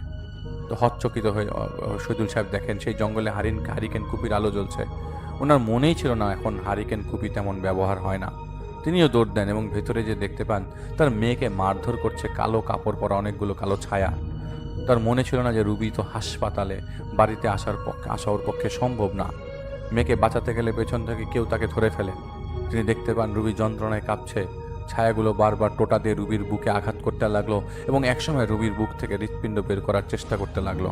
তা দেখতে দেখতেই তিনি চিৎকার করছিলেন, মেয়েকে বাঁচাবার আকুতি জানাচ্ছিলেন। যখন শহীদুল সাহেব বলেন, আল্লাহ মাহবুদ আমার মেয়েটাকে বাঁচান, তখন হঠাৎ রুবি বসে পড়ে আর শহীদুল সাহেবের দিকে তাকিয়ে রয়। ঘৃণা, রাগ, ক্ষোভ ছিল সেই চোখে। সেইভাবে খুবলানো রক্তাক্ত রুবি দাঁড়িয়ে নিজের হাতে হৃৎপিণ্ডটা বের করে শহীদুল সাহেবের সামনে ছুঁড়ে মারে। কষ্ট লাগে? এখন কষ্ট লাগে? আমার ছেলেটাকে এভাবেই তো মেরেছিলি তোরা। আমার বোবা ছেলেটা কি দোষ করেছিল? কেন এইভাবে আমার ছেলেটাকে খুন করে তোদের আয়েশ মেটেনি? কলিজাটাই বের করে ফেললি? ছাড়বো না তোদের, ওদের গুলোকেও নিয়েছি। তোর ভাইয়েরটাকে নিয়েছি, এবার তোরটাকে নিয়ে যাব। তোরা পাবি শাস্তি যা তোদের প্রাপ্য। এটা বলেই রুবি সেই শক্তি মিলিয়ে যায় অন্ধকারে। শহীদুল সাহেব বুঝে গিয়েছিলেন সব কিছুই। কোনোভাবে তিনি বাসায় ফিরে এসে তার বড় ভাইকে তার সাথে ঘটে যাওয়া ঘটনাগুলো বলেন। তারা দুজন বুঝতে পারেন এত কিছুর পেছনে 30 বছরের আগের ঘটনাই দায়ী। মূলত 30 বছর আগে তাদের এলাকায় পুকুরের জাল ফেলে মাছ চুরি করতো কিছু লোক। এই চুরির কারণে লোকসান এবং হয়রানির ফলে গ্রামের লোকেরা ক্ষিপ্ত ছিল। তাই তারা গোপন পাহারা বসায় রাতের বেলা চোর ধরার জন্য। সেদিন শহীদুল সাহেবের গ্রামের 2 গ্রাম পরের এক গ্রামের একজন বোবা লোক রাতে পথে ভুল করে সেই গ্রামে ঢুকে যায়। যারা পাহারায় ছিলেন তাদের মধ্যে একজন তাকে ধরে ফেলেন, কিন্তু সেই বোবা লোক তাকে ডাকাত ভেবে তার কাছ থেকে ছুটে পালানোর চেষ্টা করেন এবং একটা জঙ্গলে লুকিয়ে পড়েন। আর এদিকে সেই লোক চিৎকার দিয়ে সবাইকে জানিয়ে দেয় চোর এসেছে বলে। সারা গ্রামের লোক যখন লাঠিসোঁটা নিয়ে কুপি হারিকেন দিয়ে তাকে খুঁজে বের করে, তখন বলতে বিন্দুমাত্র দ্বিধাবোধ করবো না, আমাদের দেশের বীর উন্মত্ত জনতা হামলা করে পিটিয়ে মারধর করে তাকে এবং তাদের মধ্যে বেশ কয়েকজন সেই লোকের বুধে টোটা বিদ্ধ করে তাকে হত্যা করে। এবং সেই বীরেরা এতটাই উন্মত্ত ছিল যে লোকটার বুকটা দা দিয়ে চিরে ফেলে হৃৎপিণ্ড নিয়ে উল্লাস করেছে। শহীদুল সাহেব তখন 20 বছরের যুবক। তিনি তার বড় ভাই ও সেই লোকের গায়ে হাত তুলেছিলেন। পরে যখন জানাজানি হয় বেকসুর লোক হত্যা করা হয়েছে, তখন তারা পালিয়ে গিয়েছিলেন মিলিটারির ভয়ে। তারা পরে যখন ফিরে এসেছে তখন তারা শুনতে পেয়েছিলেন সেই লোকটার মা এই গ্রামে তাদের সবাইকে অভিশাপ দিয়েছিল। বলেছিল, আমার কলিজার টুকরাটার কলিজা তোমরা কেটেছ, তোমাদের সবার যারা আমার ছেলের গায়ে হাত দিয়েছ, আল্লাহ তোমাদের বিচার করবে, আর তোমাদের কলিজার টুকরাদের কলিজা এইভাবেই কেটে যাবে যেভাবে আমার ছেলেরটা তোমরা কেটেছ। শহীদুল সাহেবের বড় ভাইয়ের ছেলের বুকে ব্যথা করত। এইভাবেই একদিন পুকুরে বুকে ব্যথার কারণে পড়ে যায় এবং পানিতে ডুবে মারা যায়। আর এখন রুবির বুকে ব্যথা। তাই তারা দ্রুতই সেই আলেমের সাথে দেখা করেন এবং খুলে বলেন সব কিছু। সব শুনে সেই আলেম সাহেব তার কিছু ছাত্র জিনকে ডেকে নিয়ে আসেন এবং তাদের বলেন রুবির জন্য কিছু করতে। সেই জিনরা বলে, দেখুন, এটা এমন একটা বিষয় যার উপর কারো এখতিয়ার নেই। আমরা মেয়েটার জন্য চেষ্টা করব কিছু করতে, কিন্তু নিয়তিতে যা আছে তাই হবে। এটা শোনার পর আলেম বলেন, এটা কেন বললে তোমরা? বন্দি করো যে এমন করছে তাকে। সেই জিনেরা বলে, বন্দি করতে পারবো, কিন্তু সেই ঠিকই সব বন্ধন খুলে ফেলবে। আলেম তাদেরকে বলেন, কে সে যে তোমাদের বন্দিশাল থেকে পালাতে পারবে, আর কেনই বা এমন হবে? তাও এই 2 জনের সাথে আরও তো লোকজন জড়িত ছিল, তাই না? তো সেই জিনের উত্তর দেয়, এই হচ্ছে কারিন, সেই ছেলে হারা মায়ের কারিন। শোকে দুঃখে অভিশাপ দিতে দিতে সেই মা মারা গেছেন। এই অভিশাপ এখন এই কারিন বহন করবে। আপনি তো কেবল এই 2 জন ভাইয়ের সমস্যা জেনে বলেছেন, শুধুমাত্র তারা কেন ভুগবে? সবাই ভুগবে এবং ভুগছে। তার হাতে যারা জড়িত তারা সবাই ভুগছে। আরও অনেক কথা হওয়ার পর সেই জিনেরা অপারগতা প্রকাশ করে। এরপর বেশ কয়েক জায়গায় তারা গিয়েছিলেন। এর মধ্যে রুবির হার্ট দুর্বল হতে শুরু করে, শারীরিক অবস্থা খারাপ হতে শুরু করে। ঢাকায় এক আত্মীয়র বাসা আছে, তো জাহিদ ভাই রুবিকে দেখতে যায় পরের দিন ওনাদের সাথে। তাদের ঘরে ঢোকার পর জাহিদ ভাইয়ের মাথা ব্যথা করছিল খুব, তাই রিংটা হাতে পড়তে যায়, কিন্তু পরক্ষণে রিং পকেটে ঢুকিয়ে ফেলে। যেহেতু আগে একবার কারিনের ব্যাপারে অভিজ্ঞতা ছিল, তাই খুব সাবধান ছিল জাহিদ ভাই। তিনি রুবির পাশে বসায় কথা বলতে থাকে তার সাথে। বুঝতে পারছিল বুকের ব্যথায় কাতর ছিল সে। একটু শান্তি তিনি চাইছিলেন। হঠাৎ জাহিদ ভাই দেখে ঘরের ভেতরে ড্রেসিং টেবিলের আয়নার মধ্যে কেউ একটা লাফ দিয়ে রুবির উপরেই নিমেষে মিলিয়ে গেল। আর রুবির বিছানায়, এবং রুবি তখনই কাঁপতে শুরু করে। যাতে বুঝতে পারে সেই কারিন এসে গেছে। যাতে উঠে দাঁড়ানোর আগেই রুবির বসে পড়ে এবং জাহিদ ভাইয়ের বাম হাত ধরে ফেলে। কুকুরের মতো জাহিদ ভাইয়ের সামনে এসে গন্ধ শুকতে শুরু করে। তারপর তাকে ছেড়ে দিয়ে তার দিকে তাকে চোখের ইশারা করে বুঝায় সে যেন চলে যায়। জাহিদ ভাই উত্তর নেয়, মাথা নাড়িয়ে না বলে। রুবি হঠাৎ 2 হাত দিয়ে নিজেকে আঘাত করতে শুরু করে। জাহিদ ভাই রিংটা বের করে রুবির কপালে চেপে ধরে আর রুবিকে ডাকতে থাকে ওঠার জন্য। রিং চেপে ধরতেই রিং গরম হতে শুরু করে, এমনকি জাহিদ ভাইয়ের হাত জ্বলতে শুরু করে। রুবি স্বাভাবিক হয়ে যায়, কিন্তু জাহিদ ভাইয়ের হাতের অল্প একটু চামড়া ততক্ষণে রিংয়ের তাপে জ্বলে গেছে। জাহিদ ভাই সচরাচর রিংটা ব্যবহার করে না, কিন্তু রুবির শরীরের অবস্থা দেখে তাকে এটা ব্যবহার করতে বাধ্য করতে হয়েছিল। সেদিন চলে আসে জাহিদ ভাই এবং রাতে আমির সাহেবকে শুরু থেকে পর্যন্ত সব কিছু বলে। সব শুনে তিনি বলেন, দেখো বিপদ আসন্ন, জানো যেতে পারে, বন্দি করার চেষ্টা করতে পারি, কিন্তু সফল আর সম্ভাবনা তেমন নেই। এছাড়া তোমার জীবনের ঝুঁকি আসতে পারে। তো জাহিদ ভাই আমির সাহেবকে বলে, এটাই তো করে আসছে এতদিন, তাই না? তখনও ঝুঁকি ছিল, এখনও আছে, আর থাকবেই। আপনি বলুন কী করতে হবে? আমির সাহেব বলেন, তোমরা ডেভেলপারের এমডির মেয়ের কথা মনে আছে? জাহিদ বলে, হ্যাঁ মনে আছে। আমি কিন্তু আগে এই ঘটনাটা একবার শেয়ার করেছিলাম জাহিদ ভাই, ডেভেলপার এমডির মেয়ের। তিনি বলেন, হুবহু সেই নিয়ম মেনে এই কারিনকে বন্দি করতে হবে। সেই সময় বাক্স ব্যবহার করেছি, এবার বাঁশের তৈরি বোতলে বন্দি করতে হবে। আর রুবির উপরে কিছুই করা যাবে না, সেই কারিনকে অন্য কোথাও আনতে হবে। এটা তোমাকেই করতে হবে, কারণ আমরা তাকে আনতে পারবো না। তার কথা মতো আমি রুবির সাথে, জাহিদ ভাই রুবির সাথে দেখা করে ওর একটা কাপড় নিয়ে আসে। আসার আগে রুবির সাথে অনেকক্ষণ কথা বলে। ডাক্তার হওয়ার স্বপ্ন ছিল তখন তার মধ্যে, আর সে বলেছিল এই বুকের ব্যথা তার আর ভালো লাগছে না। জাহিদ ভাই অন্তরে অন্তরে আতঙ্কে ছিল রুবিকে নিয়ে, তাই জাহিদ ভাই যা কেবল ওই রিংটা রুবির হাতে পরিয়ে দিয়ে আসে, যা ছিল তার কাছে। তো জাহিদ ভাই চলে আসার সময় রুবি বাবা ফোন দিয়ে বলেন রুবি উঠে বসেছে আর ওর বুকের ব্যথা একদমই নেই। জাহিদ ভাই রুবির সাথে কথা বলে ফোন রেখে দেয়। রাত 2টার দিকে জাহিদ ভাই রুবির ব্যবহার করা কাপড় জ্বালিয়ে দেয় এবং নিজেকে বন্ধ না করে উন্মুক্ত হয়ে সেই কারিনের অপেক্ষা করতে থাকে। আগুনটা নেবার সাথে সাথেই সেই কারিন ধাম করে এসে পড়ে জাহিদ ভাইয়ের সামনে এবং দানবীয় কণ্ঠে বলতে থাকে, আমাকে বন্দি করার শক্তি নেই তোদের, আর ওকে বাঁচাতে পারবি না তোরা। বলেই সেই কারিন জিন জাহিদ ভাইকে ধরতে এলে আমির সাহেব সামনে এসে পড়েন, যার কারণে সেই কারিন দূরে সরে যায়। তিনি তার মতো করে পড়ছিলেন দোয়া দুরুদ, আর সেই কারিন বিভিন্ন মানুষের কণ্ঠ নিয়ে জাহিদ ভাই ধোকায় ফেলানোর চেষ্টা করে। জাহিদ ভাই বাঁশের বোতল হাতে নিয়ে জাহিদ ভাই আমির সাহেবের নির্দেশ মোতাবেক সূরা রহমানের কিছু আয়াত পড়ছিল। এভাবে অনেকক্ষণ পর জাহিদ ভাইয়ের হাতে থাকা বাঁশের বোতলটা ভারী হতে শুরু করে এবং একসময় আমির সাহেবের কথা মতো জাহিদ ভাই বোতল বন্ধ করে ফেলে। কারিন বোতলে বন্দী হয়ে গিয়েছিল। জাহিদ ভাই স্বস্তি পাচ্ছিল, যাক মেয়েটা বেঁচে গেল। জাহিদ ভাই সূরা পড়ছিল জাহিদ ভাইয়ের মতো করে। আমির সাহেব বোতল নিয়ে চলে যাওয়ার জন্য জাহিদ ভাইয়ের হাত থেকে যখন বোতলটা নিবেন, ঠিক তখন বোতলটা ফেটে যায় এবং আগুন ধরে যায় বোতলটায়। জাহিদ ভাই হতবাক হয়ে গিয়েছিল। জাহিদ ভাই আমির সাহেবের দিকে তাকাতে গিয়ে দেখে সেই কারিন দাঁড়িয়ে আছে। রাগে ক্ষোভে গড়গড় করতে করতে তিনি হাওয়ায় মিলিয়ে যায়। এটা দেখে বিশ্বাস তো করতে পারছিল না জাহিদ ভাই যে এটা কি হলো। আমির সাহেব শুধু তাকিয়েছিল জাহিদ ভাইয়ের দিকে। জাহিদ ভাই প্রশ্নের উত্তর না দিয়ে উনি শুধু তাকে তুলে বসলেন এবং এটুকু বললেন, তৈরি থেকো। তো জাহিদ ভাই ওনাকে বললেন, কিসের জন্য? আমির সাহেব উত্তর না দিয়ে চলে যায়। তো জাহিদ ভাই চিৎকার করে একটার পর একটা প্রশ্নই করে যাচ্ছিল, কিন্তু তিনি চলে গেছেন ততক্ষণে। জাহিদ ভাই বুঝে গিয়েছিল রুবির ক্ষতি হবে আর আমির সাহেবের আর কিছুর করার নেই। তাই উপায় না পেয়ে নিরলসভাবে আমল করতে শুরু করে জাহিদ ভাই, এবং আল্লাহই পারেন সব কিছু মুহূর্তে পাল্টে দিতে। রুবির সাথে কথা হতে লাগলো দিনে কয়েকবার করে। রিংটাও ওর কাছে দেওয়ার পর থেকে ওর বুকের ব্যথা নেই, আর কোনো কিছু ঘটছেও না ওর সাথে। অনেক কিছু জল্পনা কল্পনা করতে থাকে জাহিদ ভাইয়ের মাথার মধ্যে। 4 দিন চলে যায়। এর পরের দিন ফোন আসে, রুবির অবস্থা খারাপ, খুব খারাপ, হাসপাতালে এখন ভর্তি। জাহিদ ভাই চলে যায় সেখানে, অন্তরের সেই জল্পনা কল্পনা আর ভয় নিয়ে। রুবি আইসিইউতে তখন, ডাক্তার অনুমতি দেননি। শহীদুল সাহেব জাহিদ ভাইয়ের রিং জাহিদ ভাইকে ফেরত দিয়ে দেয় এবং বলেন, দুপুরের খাবার খাওয়ার পর হঠাৎ ওর মা বলে ও পড়ে যায়, বমি হতে থাকে আর ফেনা বের হয় মুখ থেকে। জাহিদ ভাই হাসপাতাল থেকে আমির সাহেবকে স্মরণ করছিল, কিন্তু তিনি সাড়া দিচ্ছিলেন না। আর তার কিছুক্ষণ পর ডাক্তার বলেন রুবি আর নেই। কলিজাটাই যে ধাক্কা লাগে, এমন কথা শুনলে সেই ধাক্কাটাই পেয়েছিল জাহিদ ভাই। জাহিদ ভাই বসেছিল দূরে, দেখছিল স্বজন হারানোর বেদনা কী জিনিস। জাহিদ ভাই নিজের বিশ্বাস নড়বড়ে হয়ে গেছিল। বের হয়ে চলে আসে জাহিদ ভাই বাসায়। রিংটা যতবার দেখছিল ততবার মোচড় দিচ্ছিল বুকে।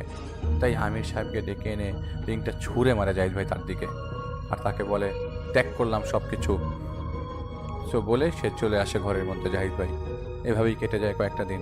আমির সাহেব বাবার মতো আগলে রাখে এবং সেই সময় রেখেছেন, বুঝিয়েছেন, মনোবল দিয়েছেন, মনে করে দিয়েছেন অনেক কিছু। এভাবেই চলছিল। এর মধ্যে জাহিদ ভাইয়ের এক পরিচিত লোক বারবার যোগাযোগ করার চেষ্টা করছিলেন জাহিদ ভাইয়ের সাথে, কিন্তু মানসিকতা ভালো না থাকায় জাহিদ ভাই কারো ফোন ধরতো না। তো একদিন ফোন করার পর সে জাহিদ ভাইকে খুব জোর করে তার মামার একটা সমস্যার সমাধানের জন্য, তাই অনেক ভেবেচিন্তে সেই পরিচিত লোকের সাথে তার মামাকে তিনি দেখতে যান। তার মামার বাসায় যাওয়ার পর থেকে সেই পরিচিত লোকটিকে বলে পুরো ঘটনা শেয়ার করতে তার সাথে। তো তার মামার নাম হচ্ছে মামুন। আমরা আজকে মামুন ভাইয়ের কথাটা আজকে রাখলাম না, মামুন ভাইয়ের ঘটনাটা আজকে শেয়ার করলাম না। আমরা এটার কন্টিনিউশন নেক্সট এপিসোডে আমরা এটা প্রচার করব এবং ইনশাল্লাহ আপনাদের ঘটনাটা ভালো লাগবে। এই মামুন তার প্রচণ্ড রকমের উৎসুক এবং চঞ্চল এই লোকটার ঘটনা আমরা নেক্সট দিন প্রকাশ করব। এবং আমরা জাস্ট একটু হিন্ট দিয়ে রাখি যে তিনি প্রাপ্তবয়স্ক হওয়ার পর থেকেই সবসময় চেয়েছিল অদৃশ্য শক্তিকে নিজের বশে রাখতেন। এইটার সাথে আপনারা কিছুটা রিলেট করতে পারবেন অন্য ঘটনার, কারণ তিনি মাঝে মাঝে বিভিন্ন জায়গায় অশরীরে কিছু উপস্থিত অনুভব করতে পারেন। এই মামুন সাহেব তিনি ইন্টারনেট থেকে ঘাটাঘাটি করে জানতে পারেন যারা এমন অনুভূতির অধিকারী তারা স্পেশাল হয়ে থাকে। তো আমরা এই ঘটনাটা নেক্সট এপিসোডে শেয়ার করবো ইনশাল্লাহ। আশা করছি আপনারা আজকের জাহিদ ভাইয়ের ঘটনাটিও আপনাদের পছন্দ হয়েছে। আমরা আসলে আমি বলতে চাই যে জাহিদ ভাইয়ের ঘটনা পড়ে শেষ করা যাবে না, এত বড় বড় ঘটনা হয়। তো আপনারা যারা সাথে আছেন সাথেই থাকুন।